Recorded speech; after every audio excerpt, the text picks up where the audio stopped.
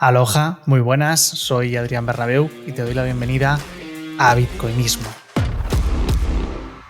No sé si alguna vez te lo has llegado a preguntar, pero Bitcoin, que es al final un protocolo, una red descentralizada en la cual pues no hay oficinas, no hay un jefe, no hay un CEO, no hay un departamento de marketing, no hay un departamento de recursos humanos, no hay una empresa, no es una asociación, ni ningún tipo de institución.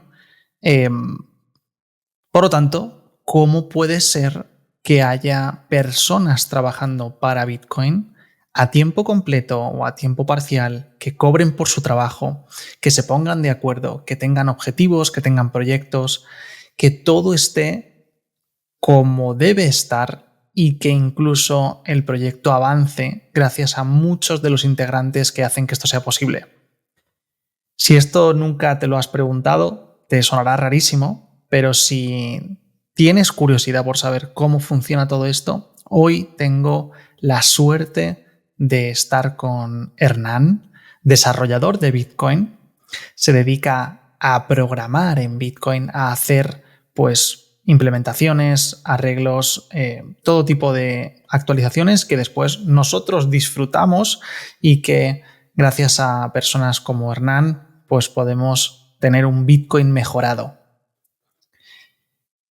Vas a descubrir cómo existe este consenso, cómo es que puede cobrar, quién le paga, de dónde sale ese dinero, qué horarios tiene, cómo empezó todo esto, de cómo se inició Hernán básicamente en el mundo del desarrollo en Bitcoin, quiénes son los que deciden qué se implementa, qué no, qué es Bitcoin Core exactamente, y muchísimas más preguntas que probablemente te hayas hecho alguna vez, y si no, es el momento para hacértelas y responderlas.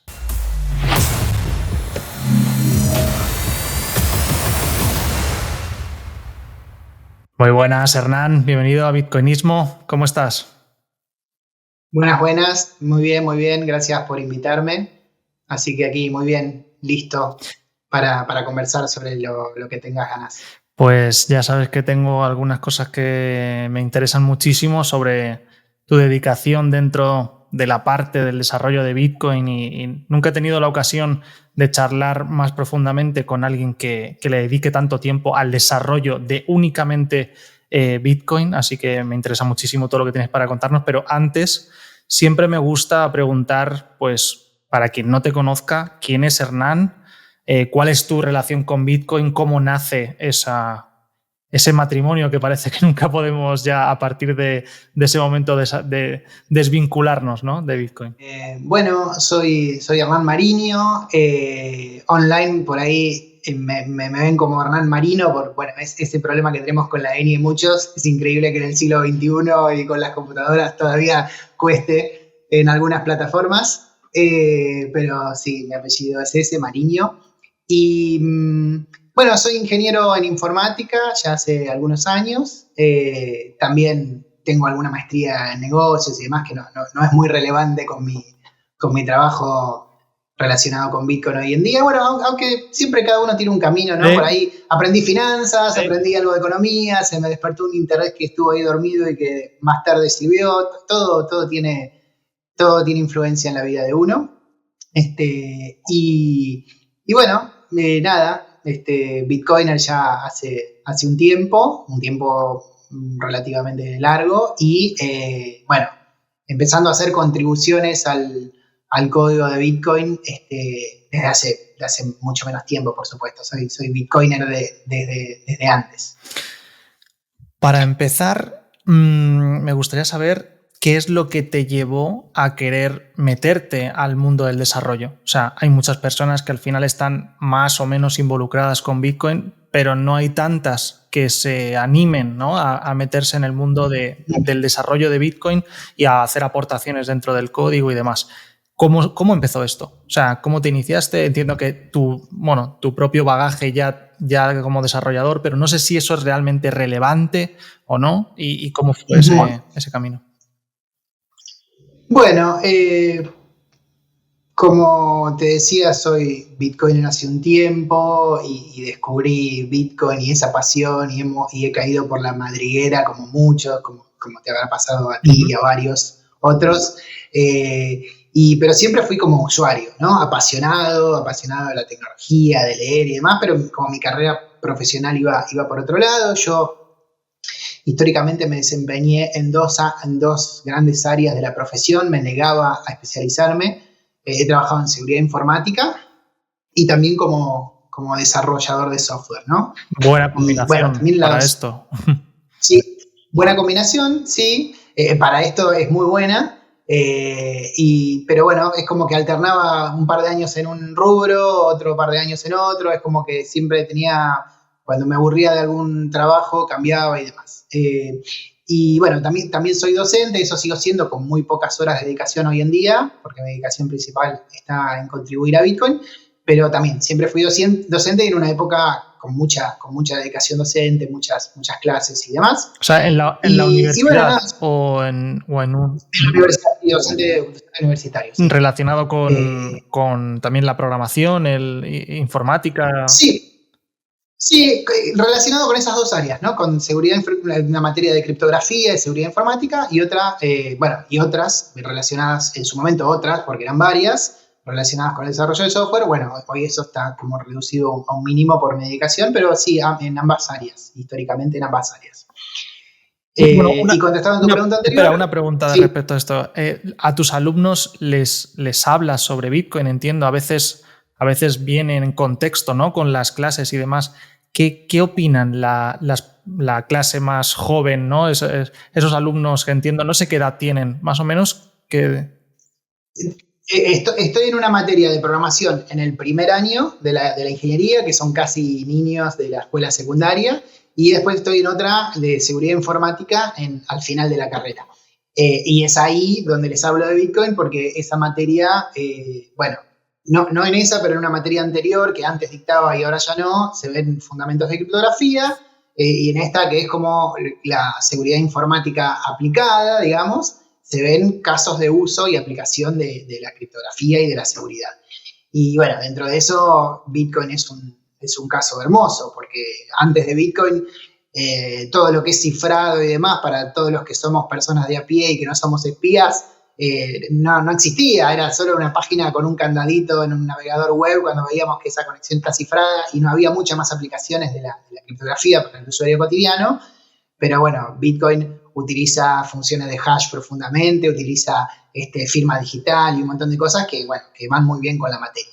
Y entonces sí, ya desde hace unos años, antes inclusive de dedicarme a contribuir a Bitcoin, ya empecé de a poquito dando temas de Bitcoin y hoy en día sí, son 3 o 4 clases que hablamos del tema.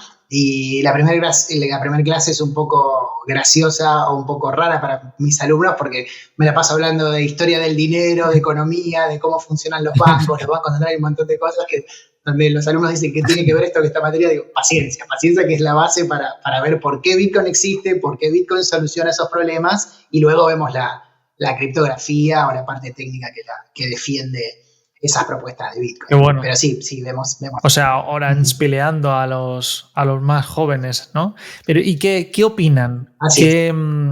¿Tú ves que realmente hay un rechazo o no? ¿O realmente te preguntan, les gusta?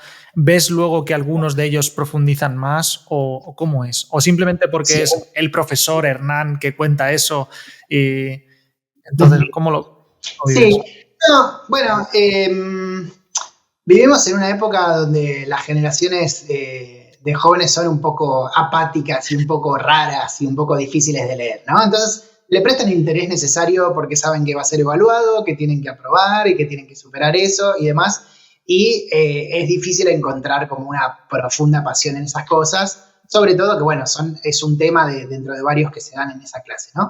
Pero dentro de eso hacen preguntas, son interesantes las clases, digamos, se plantean desafíos o preguntas que me hace ver que están prestando atención, pero con respecto a eso, bueno, si alguien queda con el interés despierto o si queda orange pileado, no lo sé. Siempre hay uno, en una clase de 40 alumnos, por ahí tal vez hay uno que lo veo o veo en su LinkedIn años después que está trabajando algo parecido, pero lo veo más en el mundo cripto, amplio cripto y no tanto en Bitcoin. Ya. ¿Y cuál es como la objeción, la pega que más te ponen, ¿no? El pero más grande que sueles ver que se repite en las clases, así que sea generalizado que tú veas que más surge? Esa pregunta que siempre dicen, ya, sí, Hernán, pero ¿cuál es esa cuestión? Sí. No, bueno, no hay algo que se repita, en realidad cada año es algo distinto, pero no tengo nada así presente. Te puedo nombrar 2 o 3 cosas, pero sin que sea una más importante que la otra. Bueno, primero hay muchos mitos sobre cómo funciona el dinero, hay como mucha sorpresa con las reservas fraccionarias de la banca, con la emisión y con el rol que tienen los bancos centrales. En Argentina eso cada vez me cuesta, son conceptos que cada vez me cuesta menos, porque por cuestiones políticas y demás está como muy, muy presente en la sociedad, de que los bancos centrales, hay algunos que ya tienen este año, por ejemplo, con respecto a años anteriores, por las cuestiones que se está viviendo en el país y que se difunden en nuestra sociedad, es como que tienen más o menos una idea de que la emisión y la inflación están algo relacionadas y que los bancos centrales tienen algo de la culpa, algo de eso saben. Pero bueno, alguna objeción con respecto a eso. Y después tienen preguntas que por ahí surgen en el contexto ese, pero que se resuelven inmediatamente. Digamos, por ahí estoy con algo a medio explicar y bueno, preguntan y lo aclaro, ¿no? Por ahí se adelantan a la próxima clase y les digo, no, esto es así y demás. Pero no hay grandes, entiendo que no terminan esas clases con grandes dudas.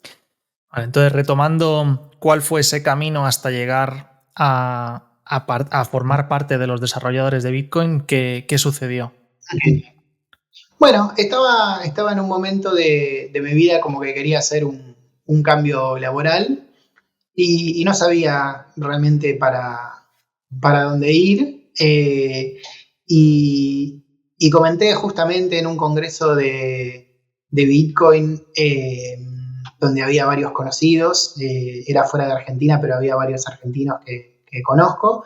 Y como comenté que estaba con ganas de dejar mi empleo actual de ese momento y demás, y bueno, tuvo como demasiado buena repercusión. Ahí nomás en 24 o 48 horas tuve como 5 ofertas laborales, al punto que me sorprendió y me hizo una especie de masaje al ego por decir, bueno, qué bueno que me valoren y demás. Y muchas eran cuestiones que tienen que ver más corporativas, o por supuesto relacionadas con Bitcoin y demás, pero nada, puestos más clásicos, tradicionales, de CTO en una empresa o alguna que otra cosa. O en exchange o cosas de este tipo, ¿no? En exchange o cosas de este tipo, ¿no? Exchange, wallet, ese tipo de cosas. Y bueno, nada, y una de esas era una posibilidad también de hacer esto. Que ya lo tenía como charlado de antemano, ya había tenido como charlas anteriores o coqueteos con la idea y con ciertas personas que son las que hoy me acompañan con financiación. Y entonces, pero bueno, nada, también se concretó ahí de manera casual o no, pero se concretó como una oferta concreta y dije, bueno, este es el momento y dejé mi empleo tradicional anterior a eso y bueno, y reduje también bastante la dedicación a las horas de clase como para dedicarme de lleno a ello. Porque, ¿cómo es esa contratación que has comentado? O sea, porque claro, hay muchas personas que les puede sonar rarísimo esto.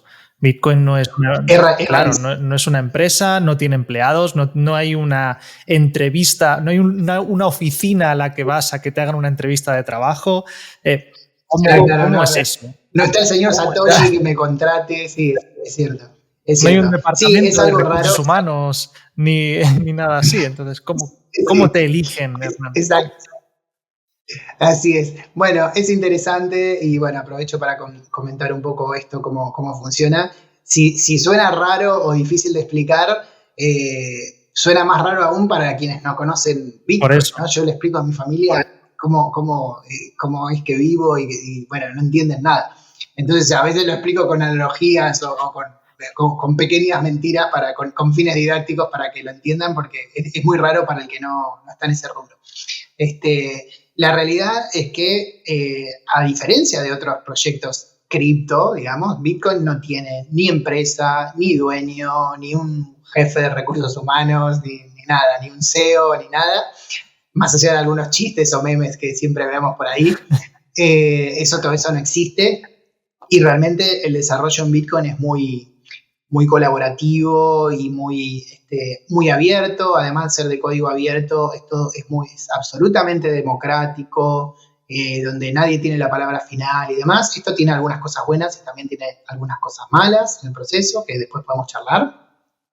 Y entonces, bueno, no hay una empresa que te pueda contratar para hacer ese tipo de cosas. Es trabajo voluntario, donde uno hace lo que puede y demás, con la esperanza de contribuir. Pero bueno, ¿qué pasa? Si esta fuera la única forma en la que se trabaja en Bitcoin, esto no sería bueno, sobre todo para el futuro de Bitcoin, ¿no? Entonces hay como muchos intereses de empresas y organizaciones sin fines de lucro de la industria que tienen interés en que Bitcoin crezca, florezca, que no tenga errores y un montón de cosas, y que haya realmente profesionales dedicados a ese tema. Y lo que hacen son donaciones o grants, ¿sí? Que por ahí en el ambiente universitario es como más común el concepto de grant. ¿Puedes explicarlo? ¿Puedes explicarlo mejor, Hernán, para quien no lo conozca? Sí, claro. Sí, básicamente es una donación donde, bueno, tengo como objetivos, plazos y demás. Recibo yo, en este caso, de una organización sin fines de lucro, pero hay también empresas privadas que hacen este tipo de aportes, y básicamente me pagan un dinero mensual como para que pueda dedicarme de lleno a esto y que sea algo más profesional y no tan,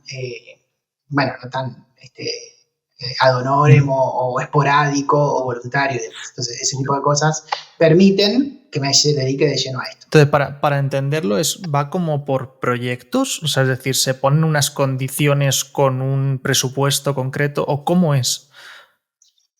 Más o menos. En realidad, cada grant es distinto. Cada empresa o organización que otorga estas donaciones o grants tiene sus reglas. En general hay que empezar haciendo trabajo colaborativo y demás, y mostrarse y hasta ganárselo.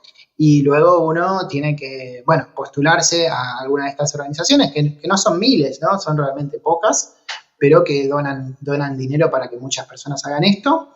Y bueno, hay programadores en el mundo de Bitcoin que son importantísimos, que están hace años, que conocen Bitcoin con una profundidad que yo todavía no tengo porque soy de alguna manera principiante, hace pocos meses comparado con gente que está hace una década.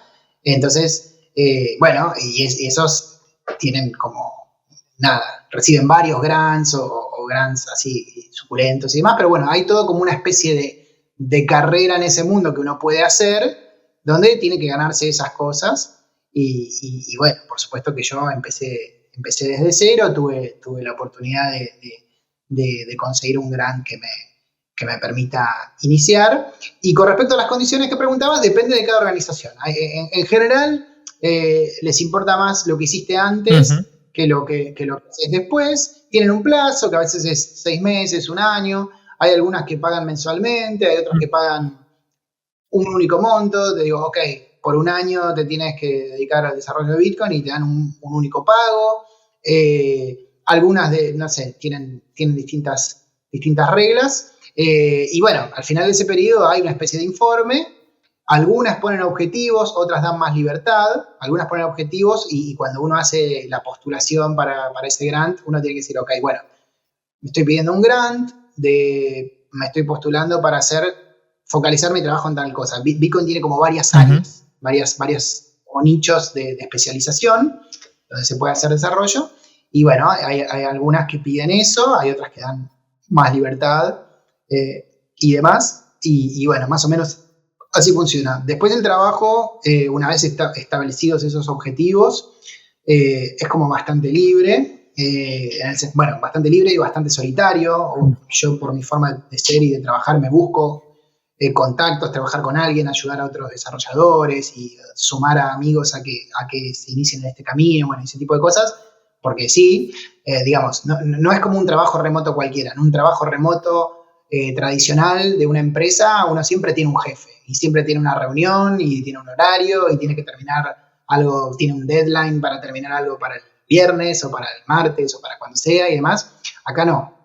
Acá hay como mucha libertad y mucha responsabilidad también, ¿no? Entonces uno tiene que trabajar, hacer la contribución, el mejor aporte posible dentro de esto, pero no hay nadie que levante el teléfono y nos diga para el jueves tiene que estar esto, para el lunes lo otro y demás. Siempre hay como un objetivo de responsabilidad, de decir, bueno, tengo que llegar al final de mi grant, sea el periodo que sea, con algo más o menos que sea presentable, interesante y demás, pero no hay una cosa así del día a día, no hay presiones diarias, digamos, en ese sentido, como podría ocurrir en cualquier otro trabajo remoto donde siempre hay un jefe. Acá no hay jefe. ¿Sí? Vamos a... Hernán, creo que se ha cortado un poco. Yo te escucho bien. Ahora, sí. Y vamos a, para poder como visualizarlo mucho mejor y que tengamos como unos más detalles, básicamente, ¿cómo podría ser el recorrido desde el principio? O sea, vamos a poner incluso nombres a estos que promocionan o hacen los grants. O sea, di algún nombre por hacernos una idea de qué tipo de empresas son las que pueden financiar esto y cómo se hace, cómo se postula a esos grants, cómo se eligen esos trabajos, todo ese proceso, ¿no? Vamos a hacer un recorrido desde el principio. Bien, perfecto. Te cuento algunas ideas. No hay mucha estandarización en este proceso, así que te cuento distintas formas. Uno que conozcas o que hayas participado incluso. Sí, perfecto. La organización que me financia a mí en este momento es una organización sin fines de lucro que eligió no hacer público esto, a veces hace público los grants, a veces no. No creo que sea ningún secreto ni nada, es como, digamos que es una ONG, una organización sin fines de lucro que tiene como otro objetivo, no está dedicada 100% a financiar developers de Bitcoin, como sí hay otras que te voy a nombrar. Y bueno, nada, de alguna manera eligieron no hacerlo público, entonces yo respeto esa situación de no nombrarlos a ellos. Pero algunas instituciones por ahí conocidas que hacen esto son, por ejemplo, hay una que se llama Brink, que es también una organización sin fines de lucro cuyo única razón de ser es financiar a developers de Bitcoin. O sea, como ONG capta fondos y elige los grantees, digamos, los developers que van a ser premiados con este grant, y hace esa selección, eventualmente renovaciones o no. Algunas tienen objetivos de formar como una especie de semillero de nuevos developers, y entonces hay algunas organizaciones que van cambiando, ¿no? Rotan, hay otras que no, que mantienen y renuevan y hacen crecer, bueno, tienen distintos objetivos. Brink es una de ellas, es bastante grande y recibe donaciones y administra esas donaciones para repartirlas entre lo que sean grants, 100% grants relacionados con Bitcoin. Puede ser Bitcoin clásico, Lightning, bueno, hay distintas áreas, pero solo Bitcoin, digamos. Eso es una institución. Brink. Todos estos grants, no lo hemos dicho, pero son en Bitcoin, no son en dólares, ¿no? Depende. O sea, generalmente son en dólares. Sí los hay en dólares. Depende. Claro. Sí, generalmente es difícil generalizar, como te digo, porque cada institución tiene sus reglas. Pero generalmente tienen un presupuesto en dólares y los grants son en dólares, donde Bitcoin puede ser, y usualmente es, el medio de pago, digamos. Pero por ahí el grant mayormente está denominado. Está medido en dólares, pero luego lo que es el pago se efectúa en Bitcoin. O sea, a cuánto esté en este momento se calcula en dólares y se envía en Bitcoin. Vale. Exacto. Sí, y esto es una generalización, pero es lo más habitual. Hay algunas que por cuestiones regulatorias el pago lo hacen por cuenta bancaria, que me parece un poco triste, y hay otras que denominan y pagan en Bitcoin también. Hay de todo, pero generalmente está denominado en dólares y medio de pago Bitcoin. Muy bien. Otra institución conocida que tiene algunos grants es la Human Rights Foundation, que la Human Rights Foundation su razón de ser y su existencia no es exclusiva de Bitcoin, sino que tiene que ver con libertades, derechos humanos y ese tipo de cosas, y ellos entienden que Bitcoin es una herramienta indispensable para, no sé, lugares donde hay dictaduras, donde no hay libertad de prensa, donde hay gente perseguida y un montón de cosas, o mismo también pobreza, bueno, en fin, cualquiera que sea víctima de alguna manera u otra, entienden que Bitcoin es una herramienta liberadora para ese tipo de cosas, y tienen un área dentro de ellos que se encarga de dar grants a developers de Bitcoin. Qué bueno. Entonces, estas empresas, bueno, o estas instituciones, organizaciones, asociaciones, básicamente financian, y después, ¿cómo se elige a esas personas? O sea, ¿cómo una asociación como Human Rights Foundation sabe a quién darle esos grants? ¿Cómo postulas a esos grants? ¿Cómo te eligieron a ti o cómo tú elegiste estos grants? Bueno, en el caso mío fue un poco particular como lo que te decía, como que les conocía. Me contactaron y me hicieron, claro, me conocían y me hicieron como una oferta puntual, como te mencionaba hace unos minutos, pero el camino habitual es estar un tiempo haciendo aportes al desarrollo de Bitcoin, que es todo visible ahí en GitHub y demás. Sin cobrar, sin recibir ningún... Sí, exacto. Sin mostrarse un poco, como mostrar las habilidades y demás. Y luego de eso hay un proceso de postulación que difiere en cada institución, pero que generalmente en todas consiste en mandar una especie de carta, donde uno en 3 o 4 párrafos, algunas tienen una carta libre, otras tienen un formulario para rellenar y demás, y de alguna manera uno dice quién es, qué hace, qué hizo en el pasado y qué propone hacer en el grant al que se está postulando. Hay algunas instituciones que necesitan una carta de recomendación de otro developer conocido para comenzar, ¿no? Una vez que uno empieza en ese circuito, por ahí ya tiene su propio nombre, pero algunas que piden eso, hay otras que directamente contactan, ¿sí? Hay como estos developers que te mencionaba, que están hace como varios años, tal vez una década, cuando digo décadas no es plural, es una década, porque Bitcoin no tiene historia, pero bueno, directamente contactan, ¿sí? Hay como los grandes developers de Bitcoin, que son los maintainers o los mantenedores, que son, tienen un rol particular, que por ahí más adelante, si te interesa, podemos conversarlo. Por ahí son como que reciben o tienen un nombre ganado, reciben invitaciones y demás, pero eso es excepcional. Entonces, el siguiente paso, una vez que has postulado, que te han seleccionado, te dan un rol, unas tareas, ¿cómo funciona? Sí, no, en general, si bien todo difiere, en general es bastante libre. En general uno o tiene libertad de decir, voy a contribuir a Bitcoin Core, ¿sí? Y con cierta libertad, o dice, voy a enfocarme principalmente en este proyecto, ¿no? Que puede ser un área de Bitcoin Core, podría ser algo de Lightning, ¿no? Uno del mundo amplio de Bitcoin podría ser que el grant sea para otro. Hay muchas cosas que se financian dentro de lo que es la Lightning Network. En Lightning hay empresas privadas que tienen un interés comercial y lucro, que esas sí tienen empleados y contratan y demás, pero también hay grants, porque Lightning es un estándar abierto, y entonces también existen los grants.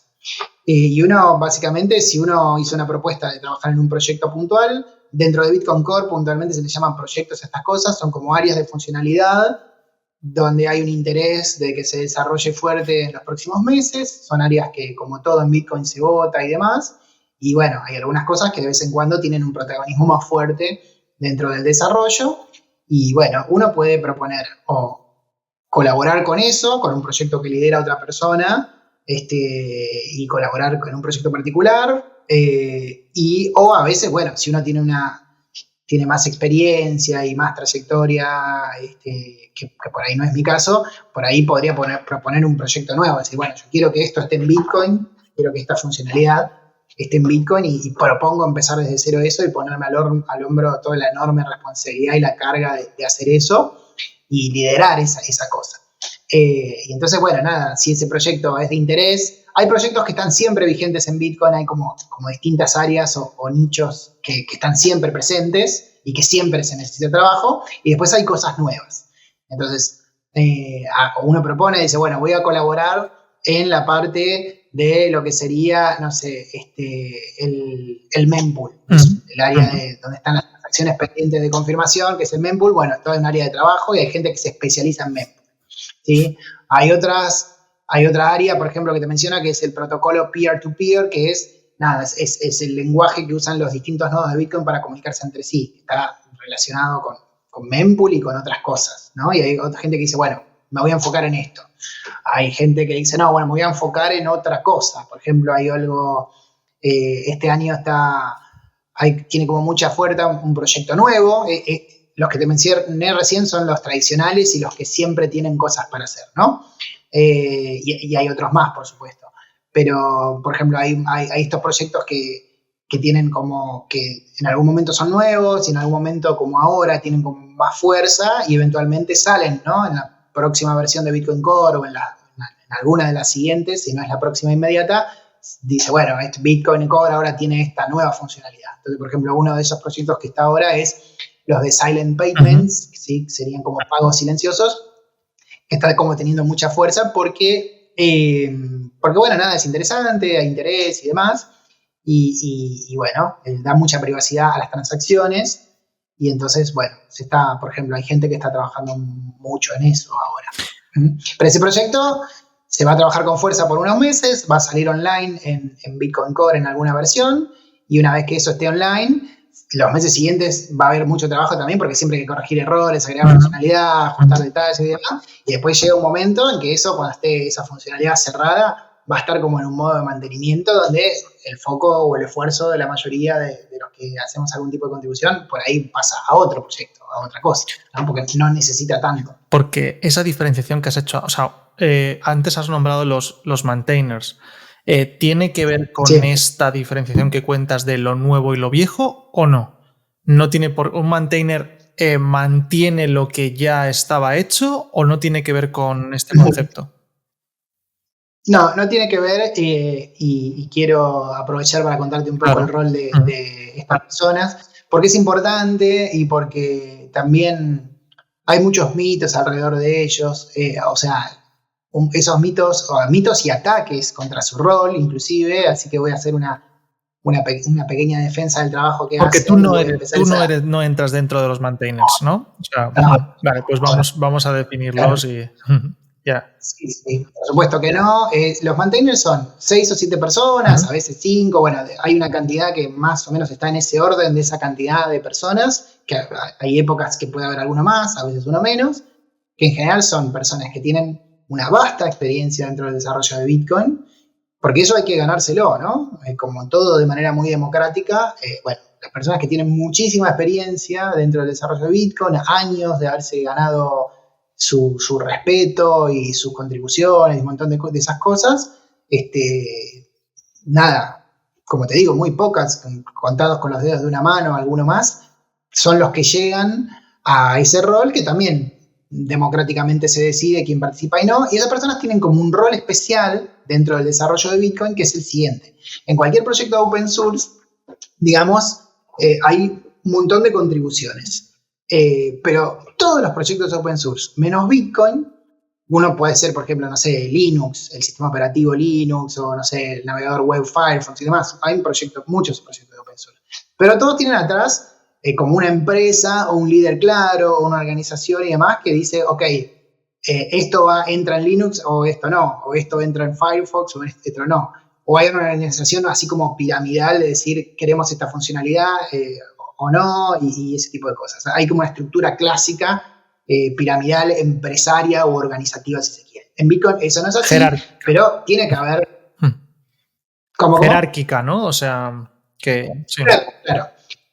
Exacto. En Bitcoin esto no es así, pero por otra parte, no puede ser un descontrol de que cualquiera agregue o borre cosas o cambie cosas dentro de Bitcoin porque podría sufrir ataques, ¿no? Entonces, si bien esta estructura no es jerárquica clásica, organizativa, tiene que haber alguien que tenga ese rol de decir, bueno, esto lo ponemos en Bitcoin o no lo ponemos en Bitcoin, esto lo queremos o esto no lo queremos, o bueno, y también para que no se rompa, a veces no hay nada malo, nada deshonesto, ningún ataque, pero hay veces que una funcionalidad está mal programada o que tiene algún bug o algún error, y bueno, puede terminar haciendo daño a Bitcoin y todos tratamos de que Bitcoin no tenga bugs nunca, ¿no? No es un software tradicional, nadie quiere que Bitcoin se rompa porque el impacto es más grande que en un software comercial. Entonces, bueno, los maintainers son los que tienen como este rol de tener la última palabra, de decir, esto ingresa a la próxima versión de Bitcoin o no. ¿Sí? Entonces esas son esas 5 o 6 personas que tienen como esa posibilidad de tocar un botón y decir, ok, esto lo ingreso. Pero, y hay muchos mitos alrededor de esto, porque, nada, como que tienen ese poder, la gente, los anti-Bitcoin o los que no saben muy bien cómo funciona este proceso, por ahí sin mala intención, pero desde el desconocimiento, al final es igual que cualquier cosa, esos tienen el poder, o esas personas pueden romper Bitcoin, pueden cambiar la emisión monetaria, pueden hacer no sé qué, un hard fork, bueno, hay un montón de fantasías que no tienen sentido. Después podemos ver por qué no tienen sentido y por qué estas personas realmente no tienen este poder, pero básicamente en Bitcoin se hace todo por consenso y lo que hacen estas personas es integrar a Bitcoin cosas que tienen un consenso anterior. Ellos son como el último eslabón de ese proceso de votación, de consenso, de opiniones y demás, que es todo público, es todo absolutamente público y cualquiera puede participar y demás. Y cuando hay consenso, cuando hay 5, 6, 7 personas que son programadores, que revisaron el código que un contribuidor realizó, que lo revisaron, que hicieron sugerencias, que alguno dijo, no, a mí esto no me gustaría que sea así, me gustaría que sea de otra manera. Bueno, cuando hay mucho trabajo en ese sentido, lo que ocurre es que finalmente cuando hay mucho consenso, alguien dice, ok, entra, y listo. Pero no tienen el poder de vetar cosas, porque sí, si hay consenso en que algo ingrese, ellos no van a vetarlo. Y bueno, y desde el punto de vista de meter algo propio que le haga daño a Bitcoin y demás, técnicamente podrían hacerlo, pero si lo hicieran también es público, no pueden hacer nada a espaldas del mundo, digamos, por más que tengan ese rol especial no les permite esconder sus contribuciones ni hacer nada raro. Y si alguien hiciera algo de eso, primero que los otros maintainers tienen como el poder de sacarlo de ese grupo, ¿sí? Y segundo, y acá la fantasía de muchos llega a niveles increíbles, la fantasía de que hay como una especie de conspiración, que todos los maintainers se ponen de acuerdo para destruir a Bitcoin y un montón de cosas. Si eso ocurriera, supongamos que jugamos con esa fantasía, si eso ocurriera, también sería público y todo el mundo, los que no somos maintainers o los que son usuarios y demás, habría una discusión fuerte en Twitter, en noticias, en todos lados. Y lo que pasa, lo que ocurriría, como todo en proyecto open source, es, ok, a esto no le llamamos más Bitcoin, esto se volvió malvado, entonces retrocedemos el código, tenemos toda la historia, decir, bueno, hasta tal día esto estuvo en esto, tomamos el código en este punto, hacemos una nueva copia y a partir de acá empezamos a trabajar con esto. Y en definitiva, Bitcoin es lo que la gente quiera que sea, ¿no? Lo que la gente instala en su ordenador o computadora. Hay otro mito que yo también contesto de esta manera, es esto. Que uno no sabe, que cambian algo y que yo digo, bueno, a ver, explícame cómo alguien para que en mi computadora o ordenador ponga un software que yo usuario no quiero que ponga. ¿Sí? ¿Cómo hace un maintainer para meterse en mi computadora y cambiarme la versión de Bitcoin? Bitcoin ni siquiera tiene actualizaciones automáticas, como otro software que dice nueva actualización. No, ni siquiera tiene actualizaciones automáticas. El usuario tiene que decir, ok, quiero instalar la nueva versión de tal software, ¿no? Entonces, es imposible que alguien, por más malvado que sea, por más conspiración que haya, digamos, decida por mí qué software uso yo en mis equipos. Y además, entonces, eso es lo que y además es compatible con lo anterior siempre. Entonces, si tú no quieres actualizarte, podrías seguir manteniendo hacia atrás. Además, hay otros nodos de Bitcoin. Yo estoy hablando de Bitcoin Core, que es el nodo más importante, ¿sí? Que tiene 80, 90% de popularidad en las instalaciones, pero hay otros. Hay 2 o 3 alternativas que si algo pasara con eso, bueno, es un nodo más, digamos, ¿no? Es el más popular, pero esa popularidad se la tiene bien ganada. Digamos, si uno quiere usar Bitcoin con otra cosa, puede usar otra cosa. Y si algo así pasara, como te digo, seguramente va a haber una escisión y va a haber una nueva cosa a partir de eso, donde la gente va a decir, ok, quiero esto, y va a elegir libremente, quiero usar esto o quiero usar esto, o quiero usar otro de los que ya existía. Entonces, eso es lo que le da tranquilidad a Bitcoin, y hay una verdadera descentralización, porque en el fondo son millones de individuos, que son los usuarios de nodos, los que deciden qué software instalan en sus ordenadores. Tenía varias preguntas relacionadas con esto. Ya no sabía exactamente que se les llamaba maintainers a este número limitado de personas que al final tienen una decisión, digamos, más trascendental y demás. No sabía que justo se les llamaba así. Sí que tenía algunas preguntas que quería hacerte sobre esto, porque es verdad que, pues eso, en redes sociales se discute y muchos haters también o muchos personas que están en contra de Bitcoin hablan sobre esto. Incluso también se habla, que no lo hemos nombrado aquí, pero en cierto modo algún tipo de censura ante algo que se quiera aplicar en el código o algo de ese tipo. ¿Hasta qué punto se puede hacer eso? Y también me gustaría que me contaras qué pasa si, bueno, que estas personas al final llegaron a un punto en el que se hagan mayores, que acaben, bueno, falleciendo por edad, aunque no les pase nada grave. Entonces, hay también como un plan, no sé, de herencia de estos puestos o de personas que vayan a ser los sustitutos y demás. Sí, el plan es vigente y se ejecuta periódicamente, en el sentido de que estos roles cambian con el tiempo. Hay algunos que tuvieron mucho tiempo, otros que se aburren y dicen, no, bueno, no quiero trabajar más en esto. Otros que dicen, sí, quiero seguir contribuyendo con Bitcoin, pero no quiero ser más maintainer, porque prefiero que haya rotación, prefiero que haya nuevas ideas. Entonces, para tener este rol hay que tener una clave criptográfica privada donde uno tiene como cierto poder en integrar cosas, ¿no? Y también en firmar digitalmente las nuevas versiones de Bitcoin que se liberan, de Bitcoin Core. Entonces hay algunos que dicen, bueno, quiero dejar este rol a partir de tal fecha, buscamos un reemplazo y todo se vota. Primero, se vota si va a haber reemplazo o no. Generalmente el reemplazo no es inmediato, no es que hay una silla vacía y hay que ocuparla, no. Bueno, sí se busca que haya más de uno, que sean varios, porque, bueno, pueden pasar fatalidades, ¿no? Pero, y bueno, y cada tanto alguien se propone, o generalmente los propone un tercero, ¿no? Y alguien dice, recomendado. Bueno, creo que tenemos que agregar un maintainer. O sea, alguien que sí, ya en está realidad, y que recomienda a otro o algo así. Sí, son contribuidores fuertes, que tienen muchos aportes, que tienen mucha actividad y demás, que conocen profundamente el código de Bitcoin, porque también lleva años. Yo tengo años de experiencia como desarrollador y años como Bitcoiner, y Bitcoin tiene un arranque muy complicado y muy lento, porque meterse en las entrañas de eso, hay un montón de cuestiones técnicas, y aparte es un estilo de desarrollo muy distinto al de cualquier otra cosa.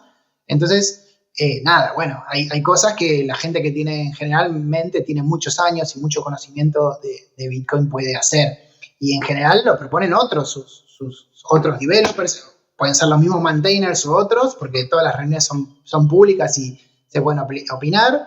Estas cosas se discuten en IRC, en unos canales clásicos se sigue de utilizando chat. IRC para esas cosas. Sí, se utiliza IRC.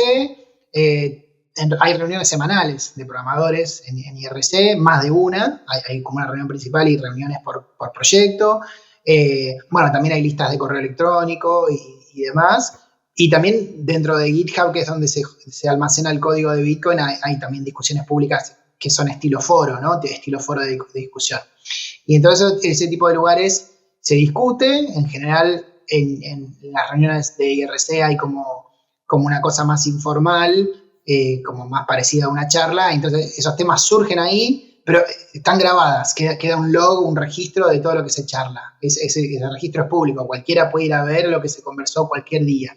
Y bueno, hay veces como con ciertas cosas importantes, que además de eso, por ahí se hace una votación en GitHub, o se hace una pequeña votación ahí, dice, bueno, ¿quiénes son candidatos para tal cosa? Y a veces se lleva a GitHub y se hace una votación más formal, porque hay gente que no participa de IRC, pero los programadores sí están todos en GitHub.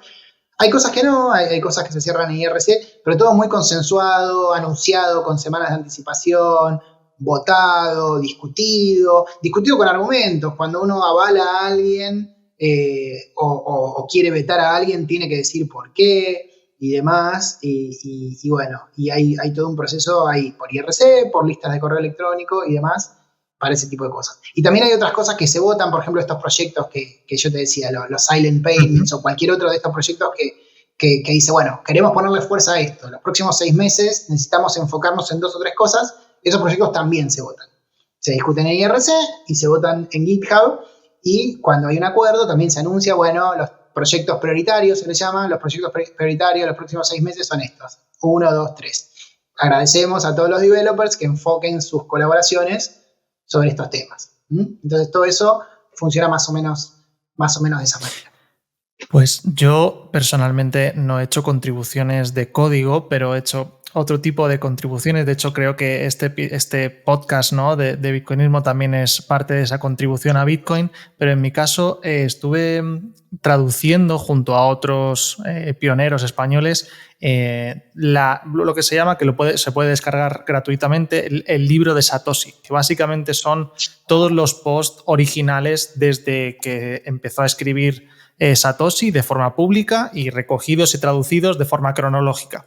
Y hay un punto en la historia en la que, bueno, cuando Satoshi ya se despide, ¿no?, le manda un correo privado a Gavin Andersen como cediéndole de alguna forma ese rol, ¿no?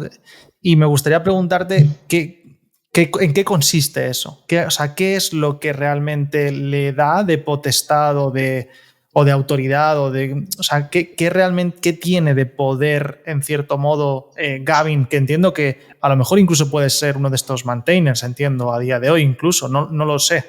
Pero, ¿qué rol tiene ahora mismo ese tipo de personajes? No, bueno, a ver, no recuerdo puntualmente ese mail de Satoshi, leí varios y seguramente leí ese, pero se me mezclan con otros y tengo miedo de decir, así que te voy a contestar de manera genérica.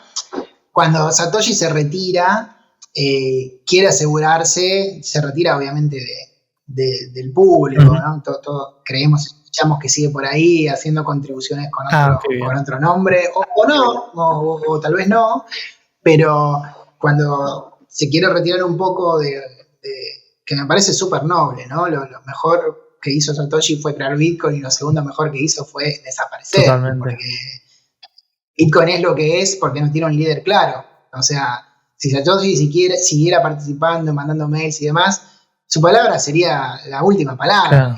Y estaría todo puesto en él, por más que todo esto funcione de esta misma manera. ¿Cómo el voto de él va a valer lo mismo que el mío? No, es imposible. Entonces, sería un vector de ataque total o también se podría hacer fácilmente. Sí, pero en realidad no. No, en realidad por cómo funcionan las cosas no tiene el poder, no tendría me refiero me refiero a nivel público, ¿no? De que puedan difamarlo, de que pueda generar una opinión, de que se pueda tergiversar esa narrativa respecto al público y demás. Y a nivel personal, ¿no? Los riesgos de sus... Pero eso es cierto. Reputacionales, digamos, a nivel público y que se tergiverse esa información con medios de comunicación y todo esto. Sí, en eso estoy de acuerdo. Pero digamos que me parece muy noble que haya desaparecido para que esto sea realmente un proyecto libre y de la humanidad.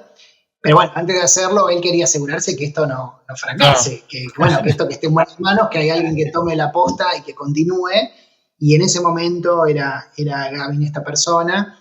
Y de alguna manera, bueno, no me acuerdo si en ese punto, estoy casi seguro que no, me parece que el código no estaba en GitHub, que estaba en otro lado o estaba medio informalmente, que se lo mandaban por mail el código y era toda una cosa más informal, pero de alguna manera tenía que ver con eso, sería con el rol de lo que hoy llamamos un maintainer, sería eso. Como decir, bueno, que haya alguien que tenga esta decisión de seguir manteniendo Bitcoin, agregándole funcionalidad, corrigiendo errores, como que si bien había más de un programador colaborando, como diciendo, bueno, que haya alguien responsable y demás. No recuerdo, como te digo, si ya estaba en GitHub o no, o si había otra plataforma similar a GitHub donde había un rol similar, pero sería como el primer maintainer, por llamarlo de alguna manera, ¿no? Que sería como el primero que tenía ese rol de decir, ok, vos tenés como esta decisión de decir qué entra y qué no entra en Bitcoin y las colaboraciones del resto de los programadores. Porque ahí tienes como una especie, no sé, de clave privada especial o alguna cosa así para firmar algo o no sé, o algún botón rojo que puedas pulsar en caso de emergencia. ¿Hay algo así? No tanto porque, como te decía, en el fondo nadie puede cambiar el software instalado en las computadoras o ordenadores de los usuarios. Pero, digamos, tienen los maintainers en general, ya no hablando de él en ese momento, que desconozco, no recuerdo la tecnología que estaban usando, pero los maintainers en general tienen como la decisión, básicamente un usuario de GitHub que tiene como el rol especial de decir mezclo, se llama mezclar o mergear código, ¿no? Las contribuciones que hace cada uno se proponen, se revisan, cuando hay 6 o 7 programadores que aprueban y demás, alguien dice, ok, esto está listo para integrarse a Bitcoin. Y hacen ese proceso de integración, que no es solo tocar un botón de pasa o no pasa, requiere un trabajo intelectual también, porque a veces mezclar el código actual de Bitcoin con un código propuesto requiere como cierto trabajo, ver que no se rompa otra cosa. Es un trabajo que no es menor y es una responsabilidad muy grande, pero digamos, hace ese trabajo, ¿no? Que es como un trabajo de programador, si se quiere, de mezclar las cosas y de asegurarse que no se rompa nada, y queda como integrado o mezclado al código de Bitcoin. Pero eso se hace como con un usuario de GitHub y demás, que se hace con los permisos de la plataforma. Sí hay firmas digitales, pero esas firmas digitales son como una especie de aval, ¿no? Cuando sale una nueva versión de Bitcoin, esto de mezclar se hace todo el tiempo, se hace 3, 4, 10 veces por día, se van agregando cosas a Bitcoin. Cada 6 meses sale una nueva versión de Bitcoin Core.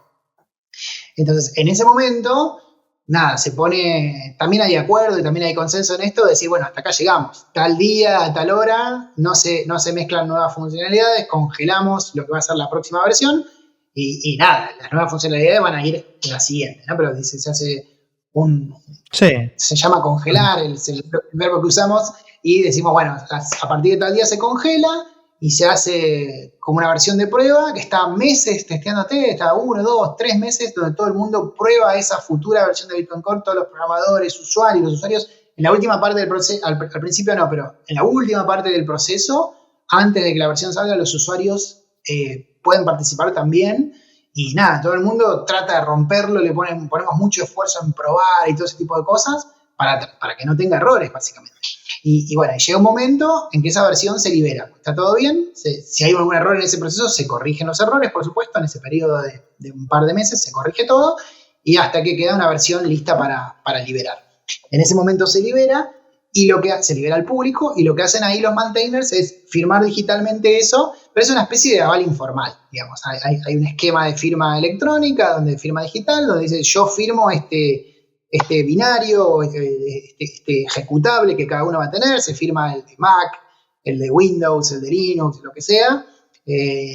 Pronto, dentro de algunos meses, va a haber una versión para móviles. Esto es algo que falta todavía un tiempo, pero yo estoy muy entusiasmado con eso.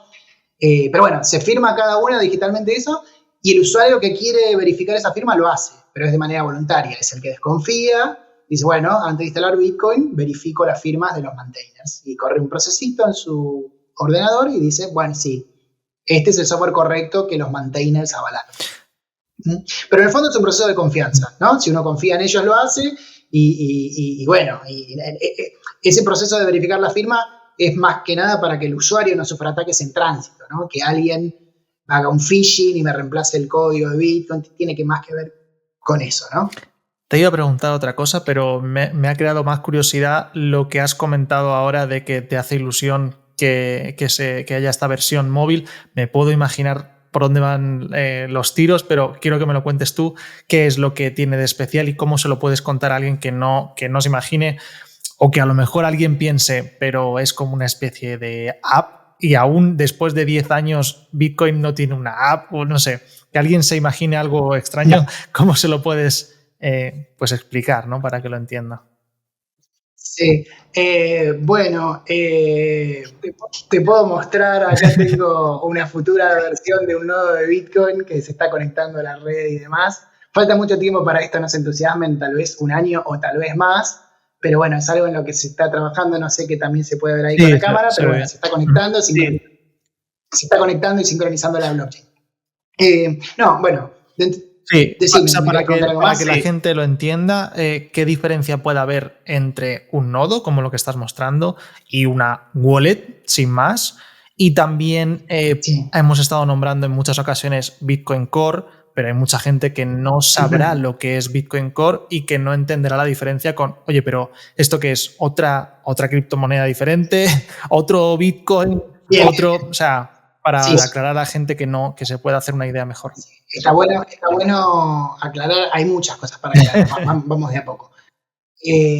Primero, una cosa es Bitcoin y otra cosa es Bitcoin Core. ¿Sí? Bitcoin es un mundo muy, pero muy amplio. Yo todo lo que estuve charlando hasta este momento era sobre el desarrollo de Bitcoin Core. ¿Sí? Pero Bitcoin es un mundo muy amplio, donde también hay desarrolladores, donde obviamente Bitcoin Core es un gran protagonista, es el código que hizo Satoshi, el que empezó todo y demás. Entonces es como un gran protagonista, pero no es lo único. Y hay muchos desarrollos de Bitcoin y cuestiones tecnológicas de Bitcoin que se hacen de otra manera y sobre la que también podríamos charlar porque son súper interesantes. Pero eso es la diferencia. Bitcoin es toda la tecnología y todo el ecosistema que hay alrededor del funcionamiento de lo que conocemos, Bitcoin como moneda. Dentro del mundo de Bitcoin tenemos como el mismo nombre para tecnologías distintas, entonces es un poco confuso. Por ejemplo, en Ethereum le llaman Ethereum a la blockchain o a la tecnología y le llaman Ether a la moneda, y acá Bitcoin es la moneda, la unidad monetaria. Bueno, con B, Bitcoin la diferencia es con B minúscula, B mayúscula, pero sigue siendo Bitcoin. Exacto. Ese tipo de cosas. Pero es cierto que genera confusión. Sí. Después, cuando hablamos de Bitcoin, podemos hablar como de la red de nodos de Bitcoin, que es donde Bitcoin realmente funciona. Podemos hablar de la blockchain de Bitcoin y demás. Bueno, todo ese tipo de cosas también se le llama Bitcoin. Pero bueno, dentro del mundo del desarrollo de Bitcoin, los nodos cumplen un rol fundamental y hay otro software que son distintos de los nodos, que en su mayor parte necesitan la colaboración de los nodos para funcionar, pero el caso típico de esto son las wallets. Y aprovechando tu pregunta, ¿cuál es la diferencia entre un nodo y una wallet? Bueno, uno es un software que se ejecuta en el equipo de cada uno, en ordenador o computadora, digamos, de cada uno, que es la verdadera forma de ser parte de la red de Bitcoin. Es un software que tiene una copia completa de la blockchain. Esa copia completa sirve para ofrecer copias a todos los demás nodos o a futuros participantes de la red que se quieran sumar con su nodo. Eso afecta a que Bitcoin no sea censurable, atacable y demás, porque hay cientos de miles de copias de la blockchain de Bitcoin, ¿sí? Están en estos equipos de cada uno que tiene cada uno en sus casas o en sus empresas y demás. Entonces, son los nodos los que sincronizan las transacciones pendientes de ser escritas en la blockchain, en este mempool que mencionábamos y más. Hay toda una red de nodos que todos los nodos van. Los nodos, el rol principal de los nodos es sincronizar los bloques. Cada vez que se agrega un bloque a la blockchain, todos van recibiendo y repartiendo copias de estos bloques para que todos tengan la misma versión de la historia. Y también las transacciones pendientes de escribir en la blockchain, porque hace falta que eso llegue a los mineros para que eventualmente sean escritas en la blockchain, que es lo que normalmente llamamos una transacción confirmada. Todo ese trabajo lo hacen los nodos, que es un equipo, es un software que corre cada uno en su ordenador y necesita de bastante espacio, necesita estar online las 24 horas, puede no estar online un rato, no pasa nada. Cuando se levanta el software se sincroniza y se pone al día. Es lo que acaba de ocurrir con lo mío, ¿no? Esto que te mostraba, ahí está al 99% de la blockchain sincronizada, porque hace unos días que no lo uso, y está poniéndose al día. Entonces, eso es el nodo, ¿sí? Pero bueno, no todos usan un nodo, porque requiere bastante espacio en disco, requiere una buena conexión de red. hay países donde las conexiones a internet son o lentas o caras o ambas cosas y no todos pueden darse el lujo de tener un nodo y demás. Entonces, bueno, hay lo que se llaman clientes livianos, que son software que no tienen tantos requisitos o tantas exigencias para ejecutarse, es decir, no requieren tanto espacio en disco, no requieren estar online las 24 horas, no requieren una conexión de red para recibir y enviar toda la información.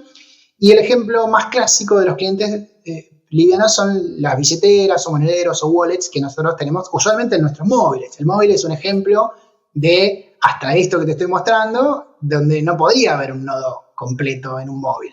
Entonces, generalmente las wallets o billeteras son como clientes livianos que no tienen todos estos requisitos y exigencias y que al momento de cuando uno manda una transacción o al momento de consultar si recibimos una transacción, este software se conecta con un nodo, ¿sí? Con uno de los miles de nodos que hay, se conecta para decir, bueno, recibí dinero o quiero mandar esta transacción. Entonces, se le manda solo esa transacción y son los nodos los que la reparten y los que hacen que lleguen a los mineros y que eventualmente se escriban.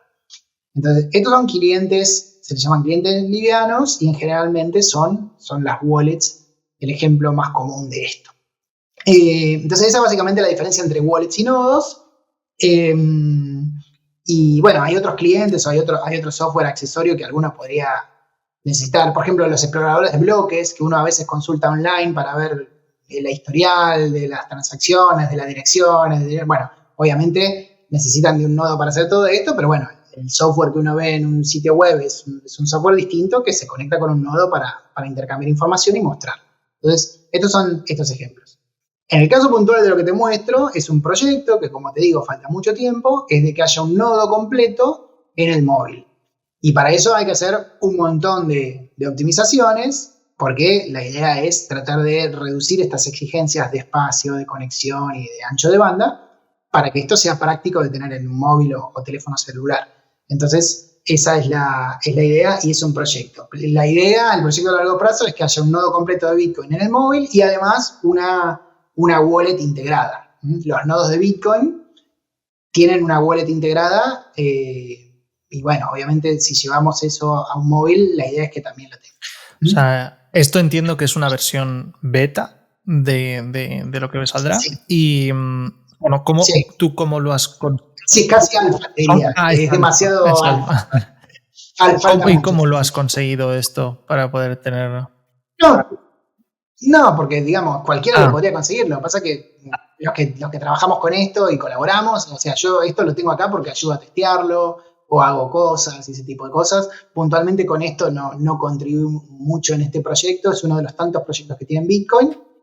Por ejemplo, antes te mencioné, ¿no? Lo del mempool, lo del protocolo peer-to-peer, que es el lenguaje que usan los nodos para hablar entre sí. Y bueno, te dije que había más cosas. Otro de los proyectos permanentes que hay en Bitcoin es el de la interfaz gráfica. Digamos, los nodos de Bitcoin pueden funcionar de dos maneras. Como un servidor, que uno levanta un ejecutable ahí y solo queda corriendo ahí en el fondo y haciendo sus cosas. O si uno quiere, puede tener una interfaz de ventanas para interactuar con su propio nodo o para usar la parte de la billetera y decir, bueno, quiero enviar, quiero recibir, quiero consultar mi saldo.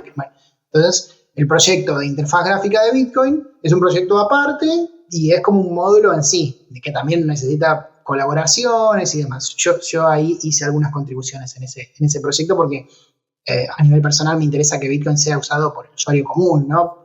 Y entonces, bueno, creo que la parte esa le falta trabajo. Y bueno, dentro de eso, que usa una tecnología que tiene ya muchos años y demás, hay como un proyecto para actualizar esa tecnología a una tecnología más moderna desde el punto de vista visual, de usabilidad y demás. Entonces, hay otro proyecto que tiene que ver con la futura versión de la interfaz gráfica de los nodos de Bitcoin, donde además de trabajadores están trabajando diseñadores gráficos profesionales, que esto es algo que antes nunca había ocurrido. El nodo de Bitcoin en su parte gráfica es un poco feo porque está hecho por programadores. Entonces, bueno, en este nuevo proyecto hay diseñadores gráficos profesionales que también tienen grants y que también se dedican profesionalmente a esto, a hacer algo lindo, usable y que sea una buena experiencia de usuario. Bueno, pero es un proyecto donde que se empezó desde cero, digamos, básicamente hay que migrar desde cero y programar desde cero toda la parte gráfica de Bitcoin. El resto de la parte del nodo de Bitcoin, no se está haciendo Bitcoin desde cero, se reutiliza la lógica y el software, pero la parte gráfica se está haciendo toda desde cero.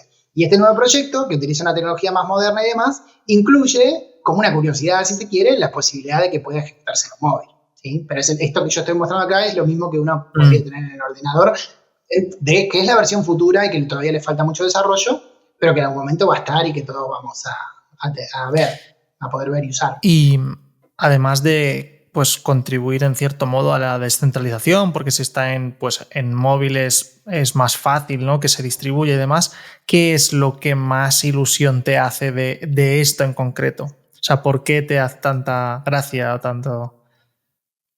¿Por qué te llama tanto la atención? No, bueno, en particular es llamativo, ¿no? Llama la atención. Pero, por ejemplo, una de las cosas que a mí personalmente me interesa y con las que me interesa contribuir es con que Bitcoin sea usable por todos, que todos tengamos nuestros nodos, que podamos hacerlo y demás. Y para eso hay que hacer mucho trabajo. Parte del trabajo es el trabajo de concientización, y esto que estamos haciendo es importante porque tal vez alguno lo ve y no sabía lo que era un nodo y ahora sabe lo que es y le da la curiosidad. Pero bueno, otra de las cosas que creo que hay que hacer es que sean fácilmente de usar los nodos, y este proyecto en particular mejora mucho la experiencia de usuario de este software. Otras cosas en las que hay que trabajar y que me parecen más importantes todavía, sobre todo a largo plazo, es que hacer que sincronizar un nodo, esto es, conseguir una copia completa de la blockchain, sea cada vez más fácil y cada vez sea menos exigente.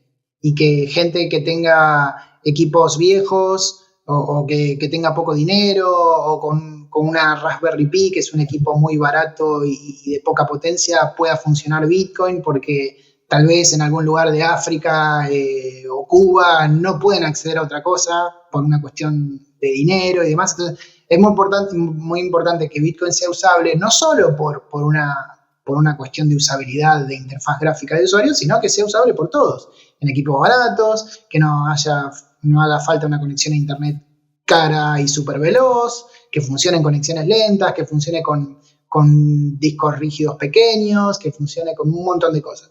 Eso es un trabajo que como que a largo plazo me parece importante porque la blockchain crece todos los días. Hoy tenemos 800 y pico de gigabytes de tamaño, pero esto va a crecer para siempre, ¿no? En algún momento, hasta ahora, desde que existe Bitcoin, como que el costo de los dispositivos de almacenamiento fue bajando y tecnológicamente fue creciendo y bajando de precio como más rápido que la blockchain de Bitcoin, pero esto podría no ser así para siempre. Si Bitcoin se hace popular, va a crecer. Entonces, está bueno todo el trabajo y todas las mejoras tecnológicas que tenga Bitcoin hay muchos trabajos, que estos todavía están más verdes y falta mucho, pero hay mucha gente trabajando en esto, en comprimir la blockchain, o en que se sincronice más rápido. Sí, hay sistemas de podado y ese tipo de cosas, ¿no? Sí, claro. Por ejemplo, el podado está hace muchos años en Bitcoin, pero requiere que uno descargue toda la blockchain y después lo que hace el podado es reducir el espacio de almacenamiento. Entonces, pero en general, el problema más grande que tienen los usuarios en países no desarrollados no es tanto el espacio de almacenamiento, sino el de la conexión a internet. ¿No? O pagan por minutos, o pagan por datos, y entonces el podado no sirve para reducir el tiempo de descarga. Pero, por ejemplo, hay otra cosa que salió el año pasado en Bitcoin, que es una funcionalidad que permite a uno restaurar un backup confiando en el origen del backup y sin que nadie pueda ser engañado. Entonces, en vez de descargar la blockchain completa, que por ahí lleva 4, 5 días o 10 días, ¿no? de conexión de 24 horas, está 4, 5, 10 días, dependiendo de la velocidad de la conexión, de descargar la blockchain. Y eso también es una experiencia de usuario mala. Por más que la tarifa sea tarifa plana, la conexión a internet, por más que no tenga costo y demás, un usuario que quiere usar un nodo, lo quiere instalar y usar a los 20 minutos, no quiere esperar 10 días para poder usarlo. Entonces, todas esas cosas son mejorables. Y esto del backup que yo te decía, uno puede conseguir un backup y puede correr un comando en el nodo donde ese comando revisa ese backup para que no seas engañado, para que te den la blockchain genuina y no seas engañado. Y eso lleva un par de horas en vez de 5 días. Y entonces, en un par de horas, como una comprobación con un hash o algo así, o... un hash y varias cosas más que te dan como la seguridad de que es una copia genuina de la blockchain sin que tengas que gastar ancho de banda en descargarla. Entonces, Qué bueno. con esa tecnología que salió el año pasado y que ya está vigente, salió el año pasado en prueba, está por salir ahora en la red principal de Bitcoin. Bueno, ahí uno ya se ahorra el ancho de banda. Después, con el nodo podado que mencionabas, uno puede ahorrar espacio en disco. Y bueno, y así son como distintas optimizaciones que van surgiendo con el tiempo, pero que son cada vez más necesarias. Y por ejemplo, hay proyectos de comprimir la blockchain, de que ocupe poco, que se pueda transmitir por la red, por internet, y que ocupe muy poco lugar. Y hay unos proyectos Qué increíbles que uno parece, hasta que uno no se mete a leer técnicamente los detalles, parece magia, ¿no? Después uno el que entiende dice, bueno, ok, esto no es magia, es una genialidad. Pero hay 2 o 3 proyectos para comprimir todo eso para que ocupe realmente poco lugar. Claro. Bueno, este nodo en el móvil que te mostré no tiene todo eso, pero si esto se libera en un tiempo y demás, va a requerir de eso, porque en un móvil es complicado tener la blockchain completa como por ahí la tengo yo, y van a hacer falta otras optimizaciones. Pero bueno, todas estas cosas me entusiasman porque hacen que Bitcoin sea más usable, no solo en usabilidad, experiencia de usuario e interfaz gráfica, sino usable por gente que no lo puede usar por una cuestión de costo, de restricciones tecnológicas o de la geografía donde vive o de lo que sea. Y eso realmente me entusiasma. Sí, la verdad que sí que es muy interesante y eso también me hace pensar en todas esas críticas que muchas veces se hacen como a futuro, de si todo sigue así, tendrá tal problema o siempre se especula hacia lo que hacia lo que pasará, teniendo en cuenta lo que pasa, lo que está sucediendo ahora mismo, y eso no tiene sentido porque, como tú bien dices, constantemente hay un montón de gente trabajando para mejorar y es muy difícil prever y sobre todo no va a estar estancado, eso segurísimo, porque ahí están muchas manos y muchas mentes trabajando para ello. Entonces a la gente parece que se le olvida que Bitcoin es dinámico, aunque a veces lento, que eso también lo hace seguro, pero efectivamente va evolucionando.